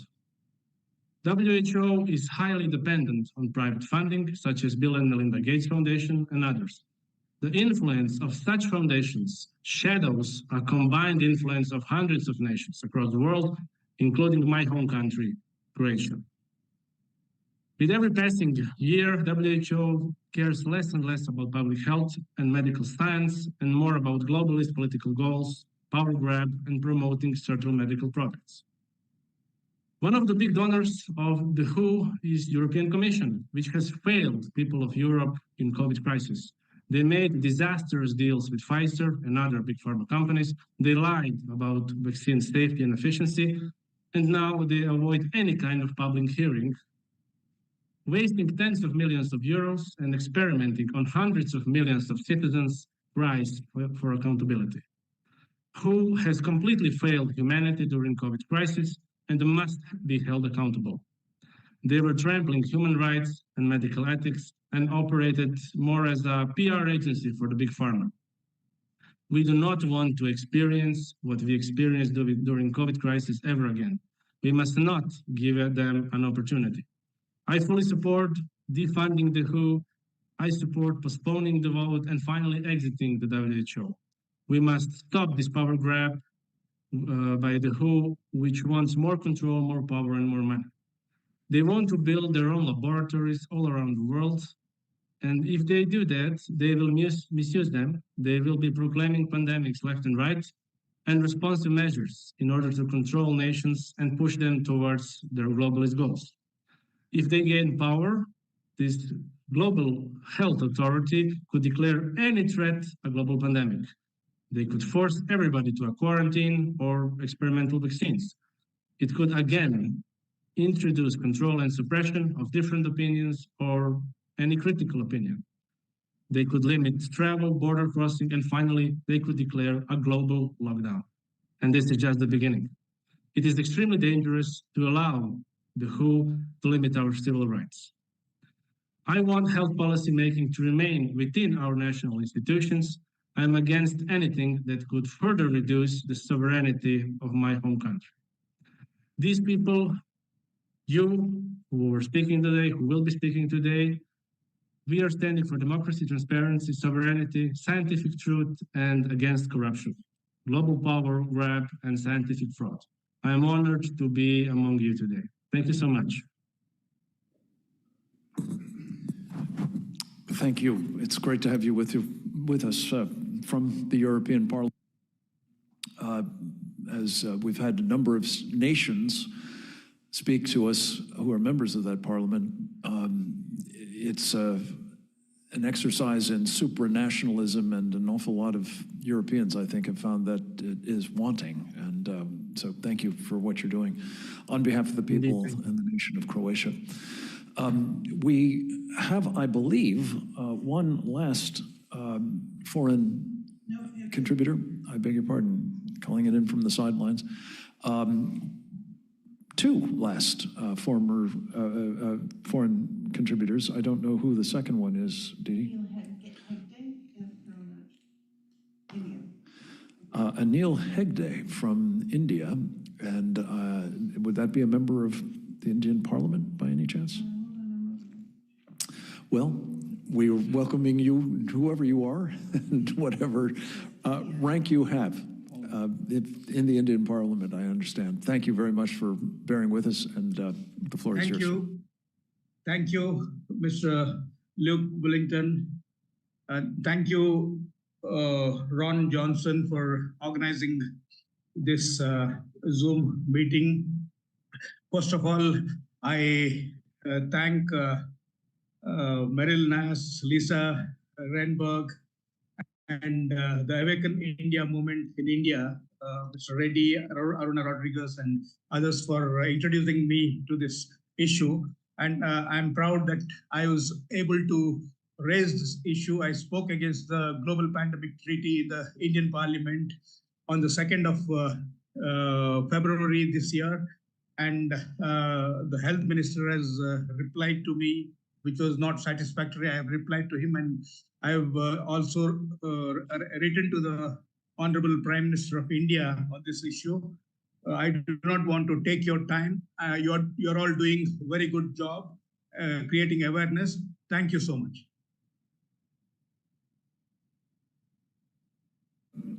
I know that the Prime Minister is still, I believe, in the midst of a re-election campaign. Yes. And might be something that would move him to act in the way that Reggie Littlejohn has just talked about, perhaps at the minimum to express his non-concurrence with what is being done, if not actually objecting to the whole process. But thank you for joining us and representing India.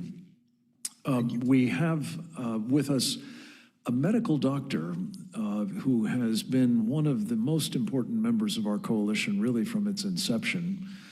She has been a frontline doctor, recognizing that she is among those who have been made to feel the pressure of the medical establishment and the other authorities over the years, that she's been trying to stand up for her own patients' rights and make sure they got the proper care.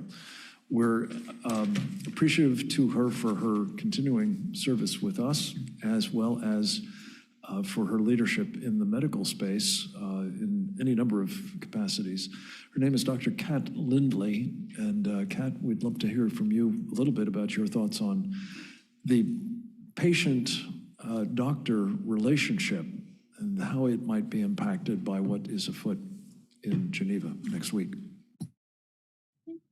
Thank you, Frank, and thank you all for coming and representing your countries. I'm Dr. Katarina Lindley. I'm president of Global Health Project, and I was actually born in Croatia. So thank you, Mr. Vojsić, for being here today. I practice in Texas, and I've been concerned about the World Health Organization really since 2022 because of some of the proposals they have given us, and in particular, the Article 18 really affects the care that we can give to our patients. According to the Article 18 of the International Health Regulations, the Director General can declare public health emergency of international concerns. Once he does that, he can order lockdowns, travel restriction, vaccine passports that now they call travel documents, but also interfere with patient-physician relationship by telling us what type of medications we can use, diagnostics, and ultimately vaccines. According to the World Health Organization, we are going to be in this perpetual state of pandemic, and there's going to be initiatives to create more and more of this mRNA platform vaccines in 100 days with minimum to zero liability. As we all know, across the world, the World Health Organization has failed at their job, which is pharmacovigilance. So promoting new vaccines on this faulty mRNA platform does not make any sense. As Reggie said, they also want to do surveillance of pathogens and ultimately sharing of these pathogens with potential of gain-of-function research. So yes, there will be more and more pandemics, but the same thing will happen that happened during COVID-19. It is extremely necessary for all of us to, like many of you have said, defund WHO. I'm actually not up to the reform. I'm one of those things that we do need to exit the WHO, because ultimately with One Health agenda, they want to become global authority on health on earth. And we need to make sure that that does not happen. Their track record is abysmal. And we need to work together as nations, and we need to represent our people. And the people have spoken. If you really talk to everyone and explain what's happening, no one wants the World Health Organization to be in charge of our health. So thank you all for being here today, and thank you for all your leadership across the world. Thank you, Frank. And Lindley, and your leadership around the world has been incalculably important, has introduced us to many of the people that we've been speaking with today. So again, back at you. We're going to hear next from a member of Congress from the Philippines. I'm not sure whether I've got that right. Philippine House of Representatives, Congress, I guess it is. Dan Fernandez, you've been very patient, sir. We're appreciative of you staying with us, and we give you the floor now. Over to you. Yeah. Thank you, Luke. We'd like to thank our friends and partners at the Sovereignty Coalition for sponsoring this forum, where we elected officials across the globe could galvanize our collective stand against threats to our democratic way of life, our national sovereignty, and our personal medical freedoms. It is encouraging to note that the members of your own Republic Governors Association in the United States have joined in united opposition to these controversial proposals. We in the Philippines Congress have initiated investigation on the reported hundreds of thousands of excess deaths in our country in 2021 and their possible causal connection to the vaccination efforts of our government. At the same time, we have raised issues of transparency, accountability, and adherence to national interests with respect to the proposed pandemic treaty and the international health regulations. For these purposes, we have filed proposed legislation as well as appropriate House resolution to trigger congressional inquiries on these very urgent concerns. I have authored the House Bill number 9563 entitled An Act requiring any convention, agreement, regulations, or other international instrument on pandemic prevention, preparedness, and response reached by the World Health Assembly and or to be implemented by the World Health Organization to be deemed a treaty subject to Philippine Senate ratification.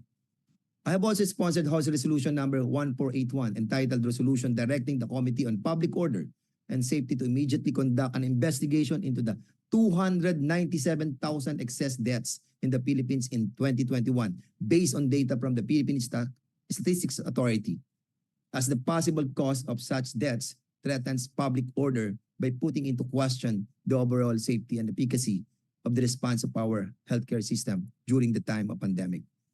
Further, I have initiated House Resolution number 1490 entitled Resolution Expressing the Sense of the House of Representatives to urge the government to reject the amendments to the International Health Regulation adopted on May 27, 2022, and the proposed amendments that are currently being negotiated in secret and due for adoption next week, as they pose a threat to public order and safety, being violative of well-established health protocols and prejudicial to our fundamental democratic principle.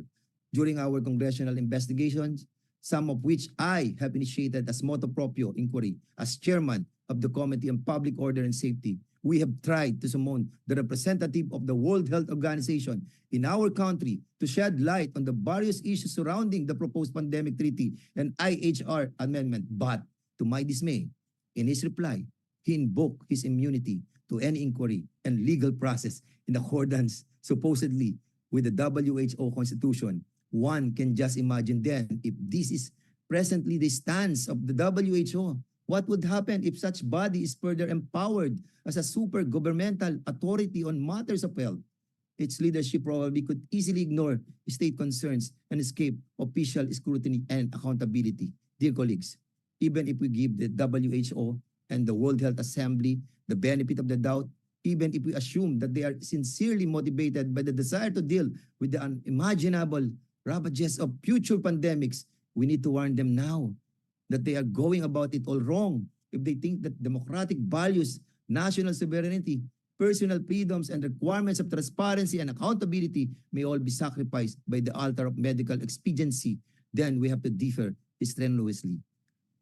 Friedrich Hayek, the renowned philosopher, economist, once said that in our attempt to shape the world according to our wishes, we often produce the very opposite of what we intend. I think the sentiment Hayek would like to express is that efforts to comprehensive social planning can lead to outcomes that are antithesis of the desired improvements, sometimes resulting in oppression and loss of freedom. In other words, in our desire to bring down heaven and earth, sometimes to create the worst kind of hell. We must insist that we have a very reasonable proposition to the WHO. We are simply asking to delay or defer the pandemic treaty or agreement and the IHR amendments until adequate deliberation and consultation are conducted under the rule of law and the aegis of transparency or full disclosure and accountability. We say reasonable in view of the lack of time for notification or dissemination and the multiplicity of provision or amendments involved.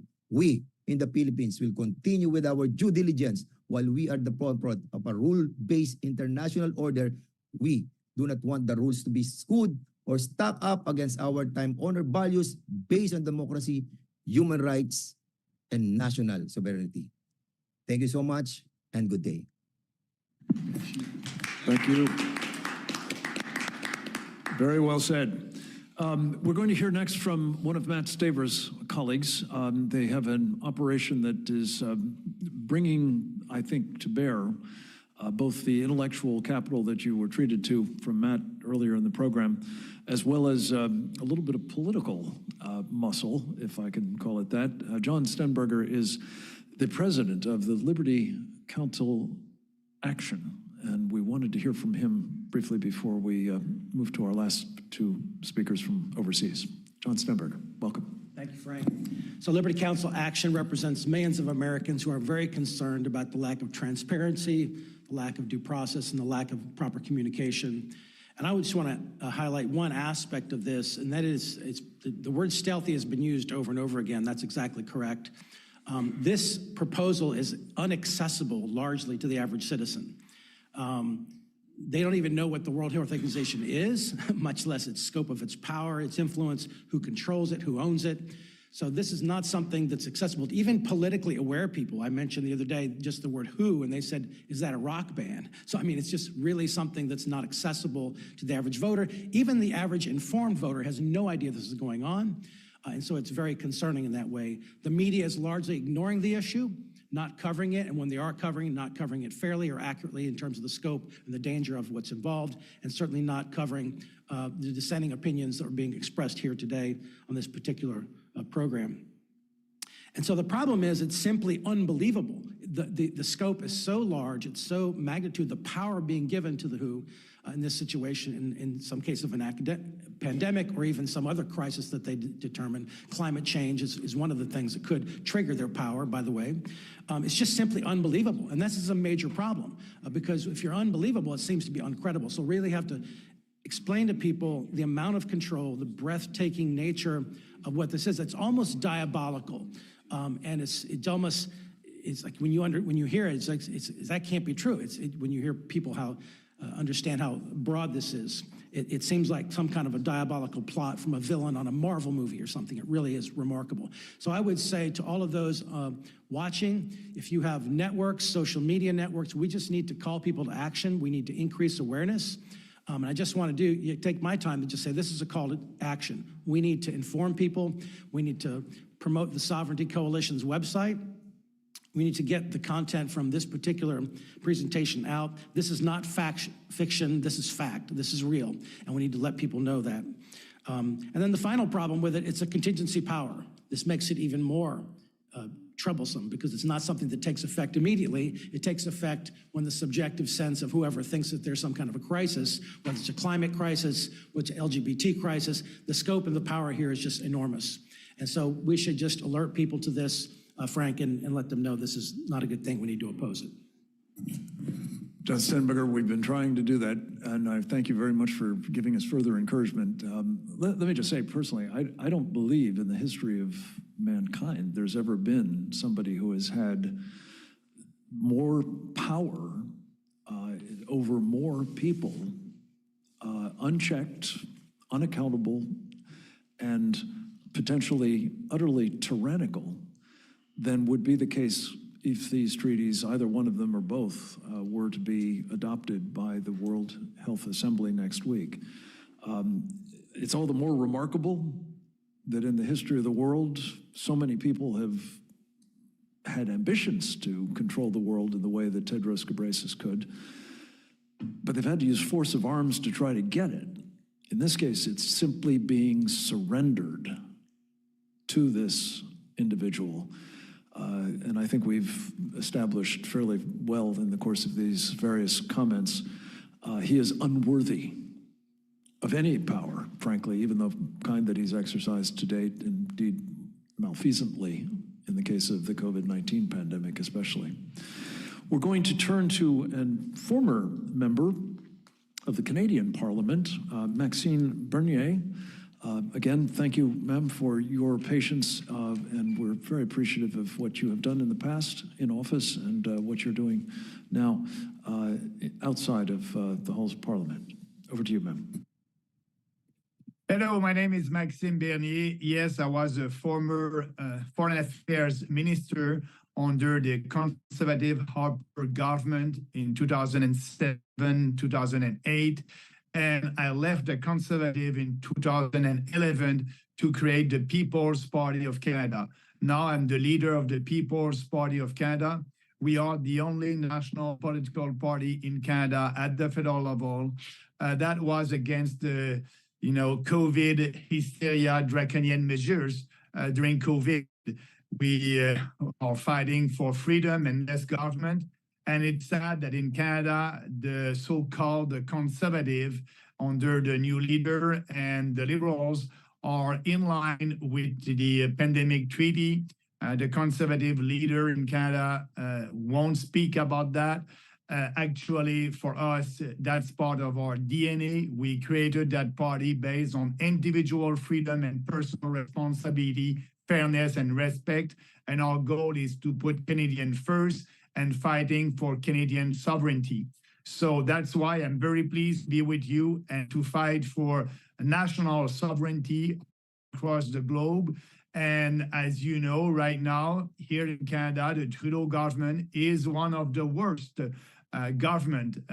Trudeau government showed us that is a dictator, a kind of a dictator, authoritarian, and we have a legislation in Canada against free speech and more censorship. And Trudeau and his government, and also the opposition in Canada, the Conservative, are adamant about what is happening right now and what will happen in the next couple of days in Geneva. So the People's Party will fight against that pandemic treaty. Our goal is to withdraw from that treaty and regain our sovereignty, withdraw from the Paris Accord, withdraw from the Immigration Compact. We want Canada to be sovereign and governed by Canadians.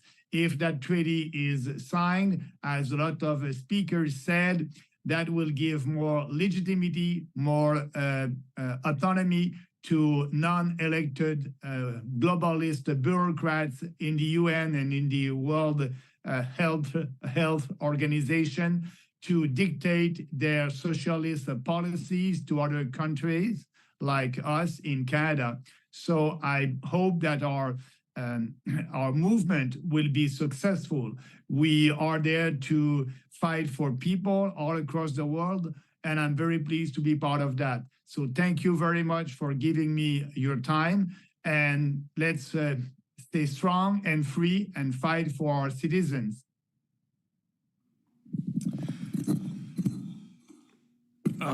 Mention was made by John Stenberger about transgenderism issues, and I just want the record to show that I was not mispronouncing you or purposefully misidentifying your gender, sir. My apologies.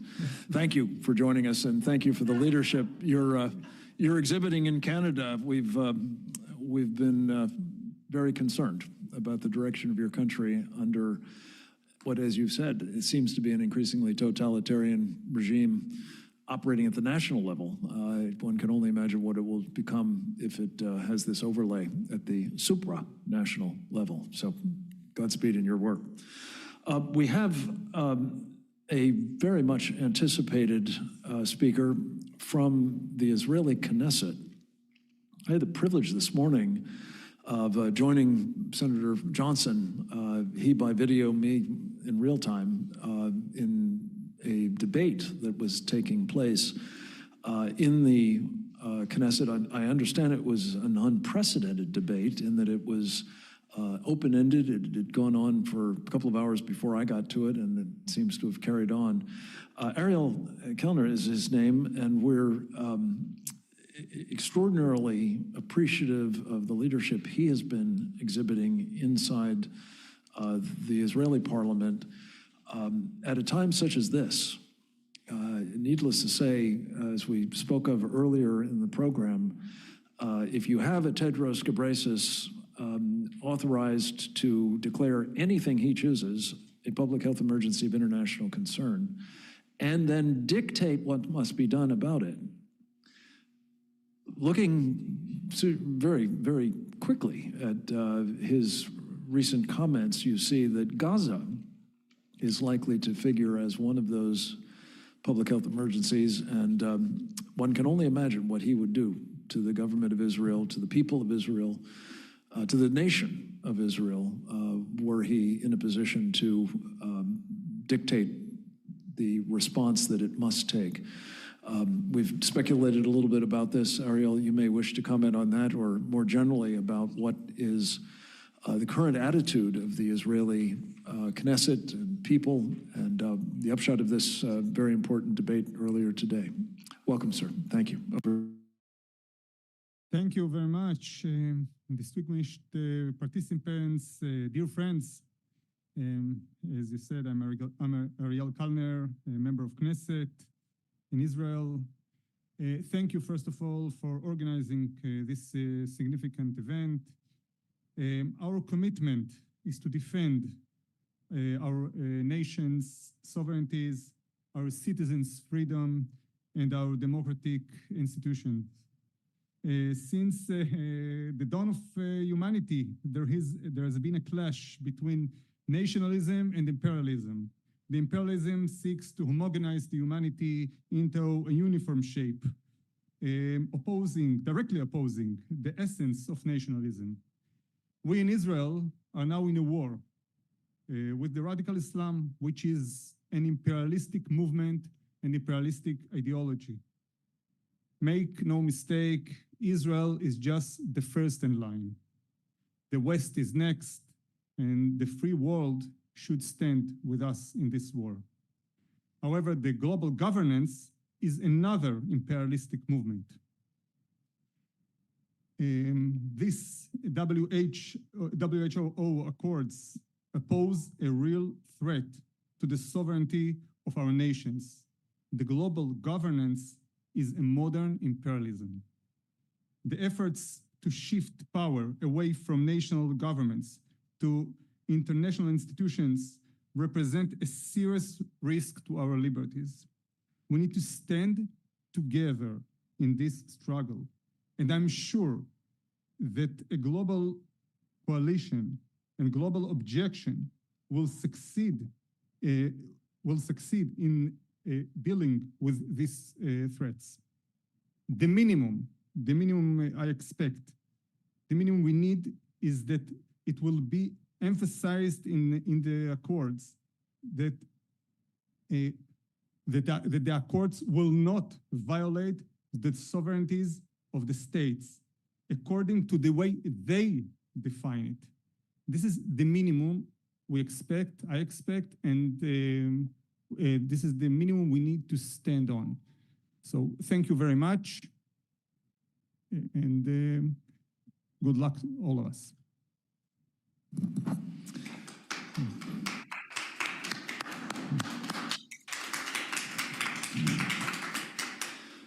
Well, we wish you and the people of Israel the best of luck as well. I must say that you will find people who are proponents of all of this pointing to provisions that more or less claim that there will be no diminution of the sovereignty of member states. I, for one, would not be satisfied with such a declaration, especially when essentially every other aspect of both of these documents is evidence of diminished sovereignty and a very, very serious threat to it indeed, as we've been talking about throughout this program. Our last foreign speaker, I believe, is Wybren van Haga, a former member of the Dutch Parliament, and I have no idea which gender you are, but whichever you are, we're glad to have you. Over to you. Well, thank you very much. I'm a man, so just to be clear. Well, first of all, thank you very much for organizing this Sovereignty Summit. And it's very good to see that there is a growing resistance to the power grab by our socialist and globalist friends. My name is Wybren van Haga, and I'm a Dutch candidate for the European Parliament in Brussels. And I'm a former member of Parliament in the Netherlands. That is to say, for the past 6 years until the last elections in November 23. I am very proud that I was the first and for a long time the only MP to question the COVID-19 charade and all the dystopian measures that were imposed on us by our government in the Netherlands. My party is BVNL, and we try to protect simple rights like private property, freedom of speech, and we want to reform the European Union to the extent that member countries maintain their sovereignty. Countries have to be sovereign in many aspects, such as food, water, energy, immigration, military capacity, and of course, on the issue of healthcare. And that is exactly why my party strongly opposes the current collectivistic coup, which is about to take place by the World Health Organization. On the 1st of June in Geneva, the World Health Organization will vote on several amendments and a new pandemic treaty, giving the WHO and its Ethiopian Director General, Mr. Tedros, a dystopian amount of power. And the WHO will gain legislative power, and there is no possibility to seek justice in court. National health sovereignty is transferred to the WHO, and if this becomes reality, we'll be facing mandatory WHO lockdowns whenever there will be another questionable virus rearing its ugly head. And if Mr. Tedros decides that there is a public health emergency of international concern, any measure can be forced upon us. From lockdowns to curfews to closing schools again to mandatory vaccination and vaccination passports. The Dutch government has unfortunately already announced that they will agree with everything the WHO has proposed. Our life, as we know it, is at stake. Democracy is currently at rock bottom as the amendments have not been run through Parliament 4 months in advance as was required. Therefore, BVNL will fight this hostile collective coup by the WHO tooth and nail.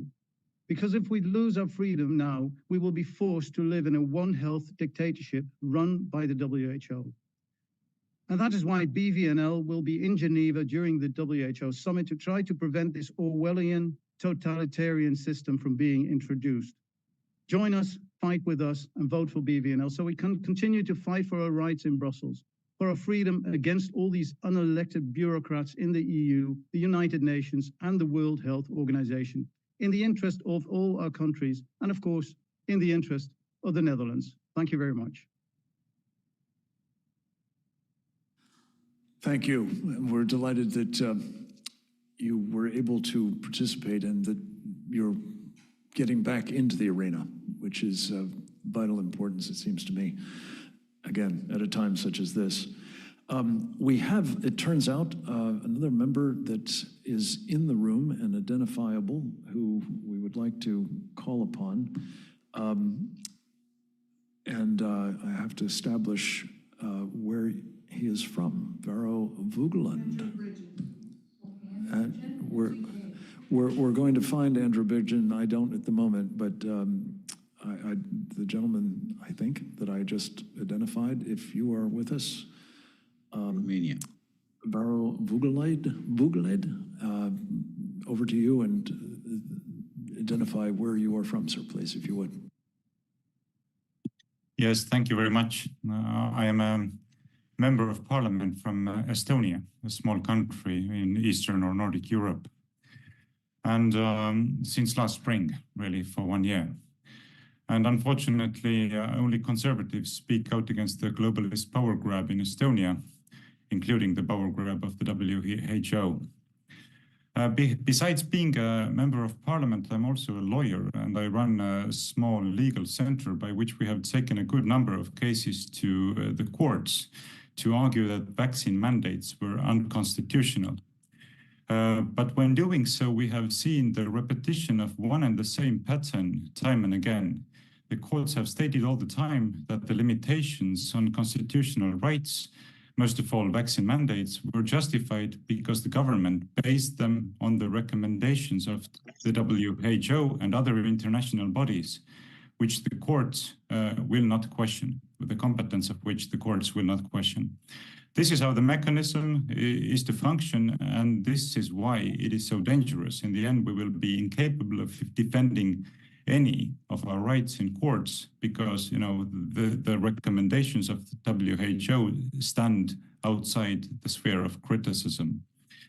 Unfortunately, I have no good news to bring you from Estonia because our government is very so-called liberal and completely loyal to the globalist agenda. We are an independent state only in theory. In reality, they do everything they're told to do. So no questions asked. So the change really needs to come from the United States, I suppose, because let's face it, this is where the globalist center is located. Of course, we need to be opposed to the International Pandemic Treaty and the new version of the IHR. But I think we also need to raise a more fundamental question about why we need, as countries, to belong to the WHO in the first place. If it is developed into a globalist mechanism whereby to impose on all countries in the world a globalist agenda, I don't think we should belong to such an organization in the first place. If it is to be restored as a platform of cooperation for the mutual good of countries, then, of course, we can discuss under what conditions we still want to be part of that endeavor. But this is really what I would like to emphasize in addition to what has been stated by the others. We don't necessarily have to belong into such international bodies which are only set up to destroy freedom and sovereignty. So thank you very much to everyone who is working to contribute to this movement. Thank you. Thank you. And I apologize for not knowing where you were from, but we're very pleased to have you from an important Baltic nation, small, yes, but very strategic. And we're privileged to have had your participation. We are getting calls in from the sidelines, and I'm trying to make some sense of it. I believe that there is a tribal leader in Uganda by the name of Drani Stephen Izakari, who has been patiently waiting, and I apologize for not having called you sooner, sir. I gather His Royal Highness is the appropriate title, so that should have gotten you better placement in the pecking order, but we're delighted to have you with us, sir. If you'd like to speak, the floor is yours.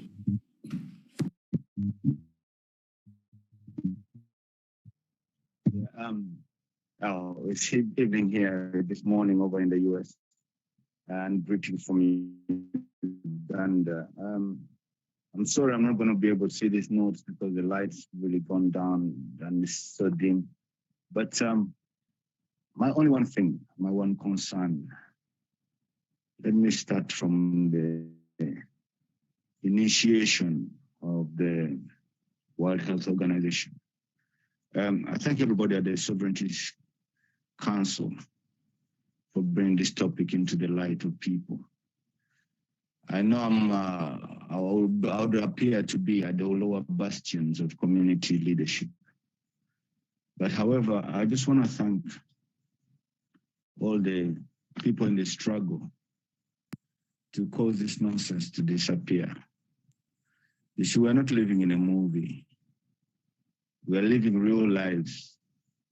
And the lives of our people matter. And the World Health Organization, which was brought together to run, the inceptions of it started in 1946. and concluded upon in 1948, with several countries joining. It was actually an idea of China and Brazil, I believe. And in 1948, several 61 old countries had joined, and it was ratified and made. The issue is this organization was made as an organization, and it was given a committee and stuff like that to work on global health issues. And this should never mean that they have more authority than a single state, rather whether it is South Sudan or the newest state in the world or whichever state it will be tomorrow. They are not superior to that. They are servants in administrative roles to our nations. Understand? They're supposed to give technical advice and all these kind of things, number one. Secondly is that I come from Uganda, but I'm a leader of a tribe. We have various tribes in Uganda which made a covenant to be together with the British, and then they formed the Uganda Protectorate.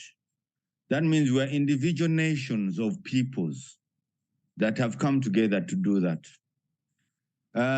So that means that we have even a deeper, the issues of animals, environment, and plants and stuff like that, superseding our human rights and our human needs as we see them in Africa. Then we don't believe that these human needs are going to be dictated upon by a few people that sit whether the excuse of an organization called the WHO, World Health Organization, or the World Economic Forum, or at different places. I don't believe it's excusable, and it should never happen. And so I just say that you cannot take away a civilization that is thousands of like such as ourselves through junior. What I'm saying now must be known by these people, and they must know that all the wealth they garnered, dividing amongst themselves. This is money of nations that are giving to this World Health Organization.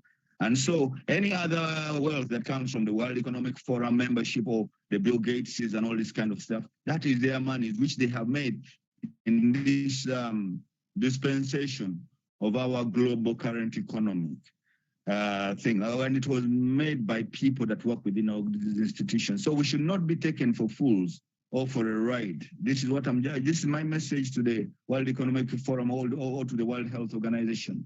They've broken the rule number 55, section 2 of the Human Rights International. You cannot be an organization that is accountable, that goes on breaking rules. Who are you? These nations formed you. You're not bigger than the nations. So we, the people who are in these nations, have allowed you to be there. And you don't come from you don't have a country that you can say that this is, you did not come from heaven to land on earth. We formed you to help us, our situation. So I'm saying that this World Health Organization, it's time now, countries, instead of struggling to find a meaning of this whole thing, we should really look at what is the World Health Organization, what is its uses, has it departed from the purpose for creating it, so that we can look at how we shall go on to have a meaningful health organization on the continent, I mean on the earth, because it's our planet, but we all come from different environments. We have lived through different dispensations, times and space that have allowed us to evolve, and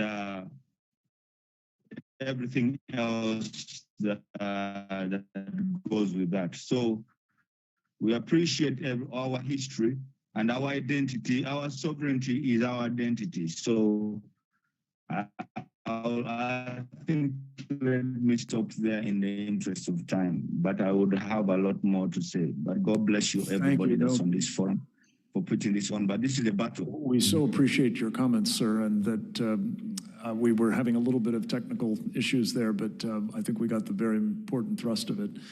We appreciate you being with us, and thank you for patiently standing by. I understand we have yet another last guest, Sorin Manchaciu of the Romanian Parliament. Another mangled name, I'm afraid, but if you are still with us, sir, the floor is now yours. Yes, thank you very much. I'm grateful to Senator Ron Johnson for inviting me last time in the Senate to to testify. But right now, I'm trying to show you right here. You can see this is the Minister of Romania signing on the 26th of April a bilateral treaty with the WHO. And if you look to this little booklet here they sign, it says, I don't know if you can see it, but it says WHO Country Cooperation Strategy. What does it mean? If you look on the Facebook on WHO on the 26th of April, they proudly say that they signed a bilateral treaty with Romania, which consists of cooperation strategy from now to 2030. I am afraid that they start doing something different, and that's why I'm bringing this up. The treaty was signed by the Ministry of Romania, which is here on the left, and Mr. Kluj, who is the representative of WHO in Europe. I'm concerned about that, especially for the fact that the European establishment doesn't give enough attention to that. And I give you an example. It was last year, me and Lord Keane from British Parliament, we submit to to the Council of Europe in Strasbourg a motion to study the treaties and the international health regulations, because I was convinced that egregious human rights violations are allowed in those amendments, and therefore I was waiting to see the action that the Council of Europe will take. And I remind you that Council of Europe is that organization of 47 years ago who is dealing with democracy, rule of law, and human rights. And I'm very displeased to the fact that they did not, the bureaucracy in Council of Europe actually stopped our motion. But now this is a new development. You can check it out. It's on the 26th of April, Romania signed a strategy cooperation treaty with WHO. And of course, I was asking to the Minister of Romania to say what is in this treaty. And if you'll excuse me, sir, we are now at the risk of being thrown out of the room, I think, because we've extended so long. We do have a final speaker, and I want to thank our speaker from Romania. He made a very important intervention in Senator Johnson's last informal hearing, and we're glad to have you with us, sir, and thank you for being, again, patient with us. Our last speaker is Joe Gebbia. He is a member of our Sovereignty Coalition, former businessman who has now turned his considerable talents and resources to the task of saving our country. And he's done it with extraordinary effect. Mention has been made by Senator Johnson, among others, of the remarkable, momentum that has been built in recent days. And I think it's no exaggeration to say a great deal of that is thanks to the work of Joe Gebbia with States Shield, an organization he founded and is now the CEO of. His efforts have borne fruit, particularly with these 22 attorneys general and also with now 24 governors. There may be more coming. I think he may mention some of coming attractions. But this is an extraordinarily impressive example of someone who is, like the fabled Cincinnatus of Roman times, put down the plow and picked up the sword to go fight on behalf of his country and our freedoms. And I couldn't be more proud to both call him a friend as well as a very, very valued member of our Sovereignty Coalition. So, Joe, over to you. Thank you very, very much, Frank. I want to acknowledge you for your leadership, you and Reggie, co-founders of Sovereignty Coalition. And it's amazing the way this coalition has really put under one silo a lot of different people, where we're now accessing the talents from multiple people, with over 1,000 people on the ground. And just for edification purposes, we started putting this event together as late as only last week. We got calls, Frank and I, from several members of government around the world saying, we need America's help. And we had not been involved previously with dealing with the international community, except for, obviously, I take that back, members of our Sovereignty Coalition have been over petitioning a lot of parliament members in around the world, but we never really interacted at this level. So it was apparent that there was a voice that needed to be heard. They were looking for leadership from America. And I can say quite candidly, some of the things that have happened that I think have expressed that leadership domestically, as Frank has alluded to, and it's been mentioned several times today, is there's been this outcry, a loud statement. And some of the examples are, first, the 49 senators Republican senators have combined in unison to state their opposition to President Biden. That was followed by 22 of our attorney generals in our 50 states have also sent their letter of protest to the president. Now, that's significant because that's the legal arm that will initiate activities that need to be had. On top of that, we had 24 Republican governors through the Republican Governors Association just yesterday released their letter, which is tremendous. That's half the country for the United States. And then that's at the federal level. At the state level, we've had a lot of activity at states, and I'll point out just a couple of key ones. And this momentum is really picking up, and we're going to see a lot more as the year unfolds. But the state of Louisiana, single state, but still it was the first state in the nation to actually issue a bill, which is legal now, a law, that denies jurisdiction to the WHO in their state. We've had multiple resolutions in the state of Tennessee, state of Alabama, and others pending here coming out soon, protesting the acts of the WHO and what the threats could be to the states and the potential loss of sovereignty and being able to manage their own healthcare system. So the United States is really rallying and hopefully making statements through our different entities. But this here is a loud statement that we're able to put across to the world. So this is very, very significant. I want to thank everybody for coming and attending today.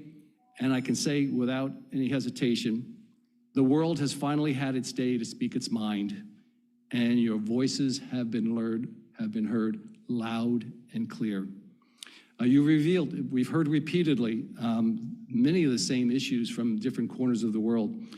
But to recap quickly, I think I was taking some notes. Some of the issues that really need to be attended to is the first is transparency. Our discussions have made clear that the WHO's efforts has been shrouded in darkness. Absolutely no doubt of that. Today, you are demanding greater transparency on all fronts with an undeniable show of respect for the rule of law and procedures. That has not been had. Public policy should never be made behind closed doors, as it seldom produces policies in the best interest of those it was intended to help, and more often creates policies that only benefits the policymakers, and we're seeing that. Second issue was trust. The exercise of government relies on the trust of those who are governed. The WHO is an agency brought into existence by permission from the independent countries and trusted to improve the health of the world's population. But it has broken that trust, and repeatedly. How?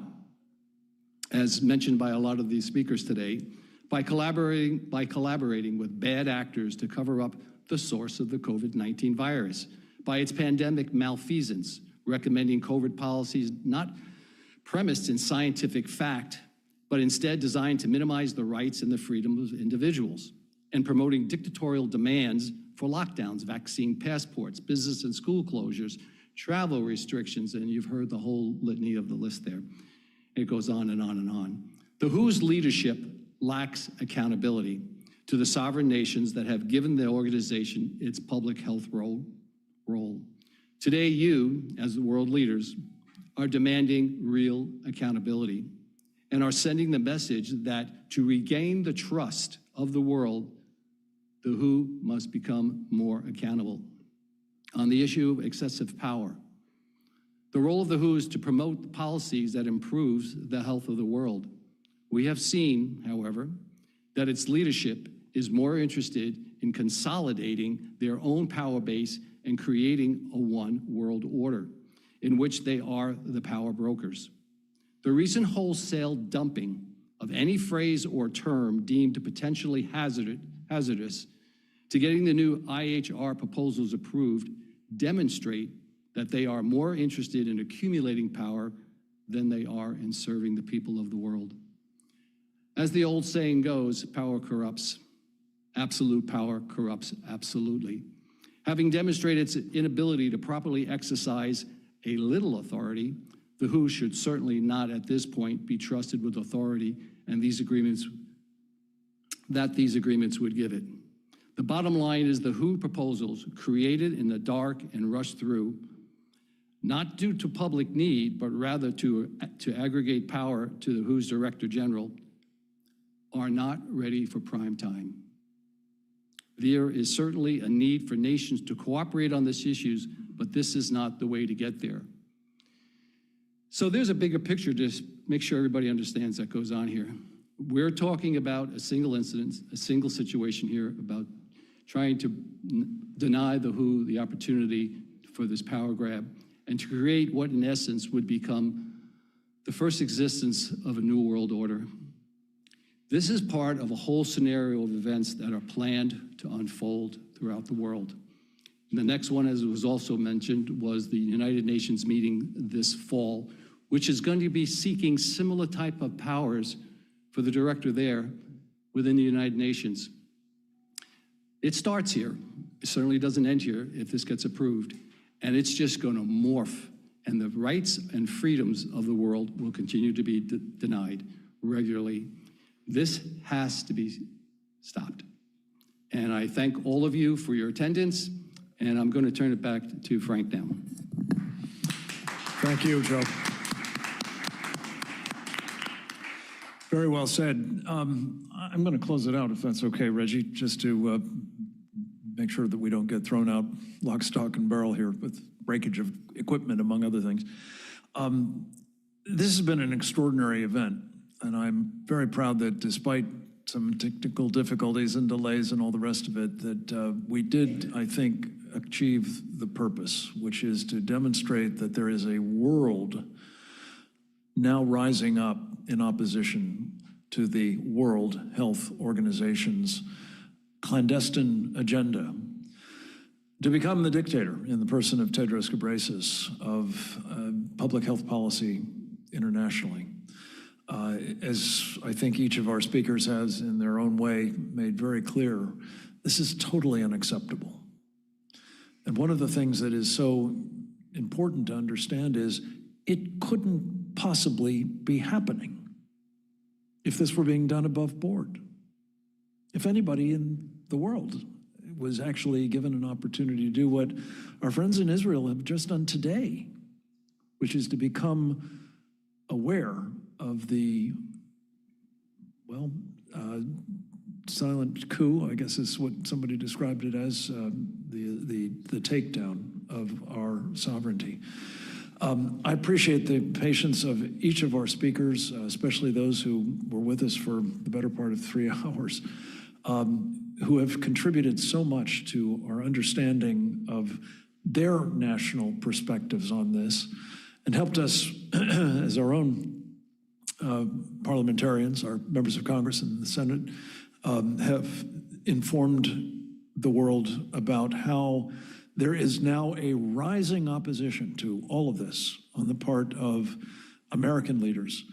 And I want to again thank Joe for his efforts in that respect, showcasing this is real. It has been formalized, and what we now need to do is make sure it translates into a bipartisan opposition to what's going on here. I personally believe, I'm an old Scoop Jackson Democrat, going back many, many years, that there are Democrats. There are certainly independents who love this country every bit as much as do the Republicans who've signed these letters. I call upon them as part of this larger worldwide rising opposition to what the World Health Organization, the World Health Assembly will be trying to do next week, with the active support of the Biden administration, to call a stop to this, not now.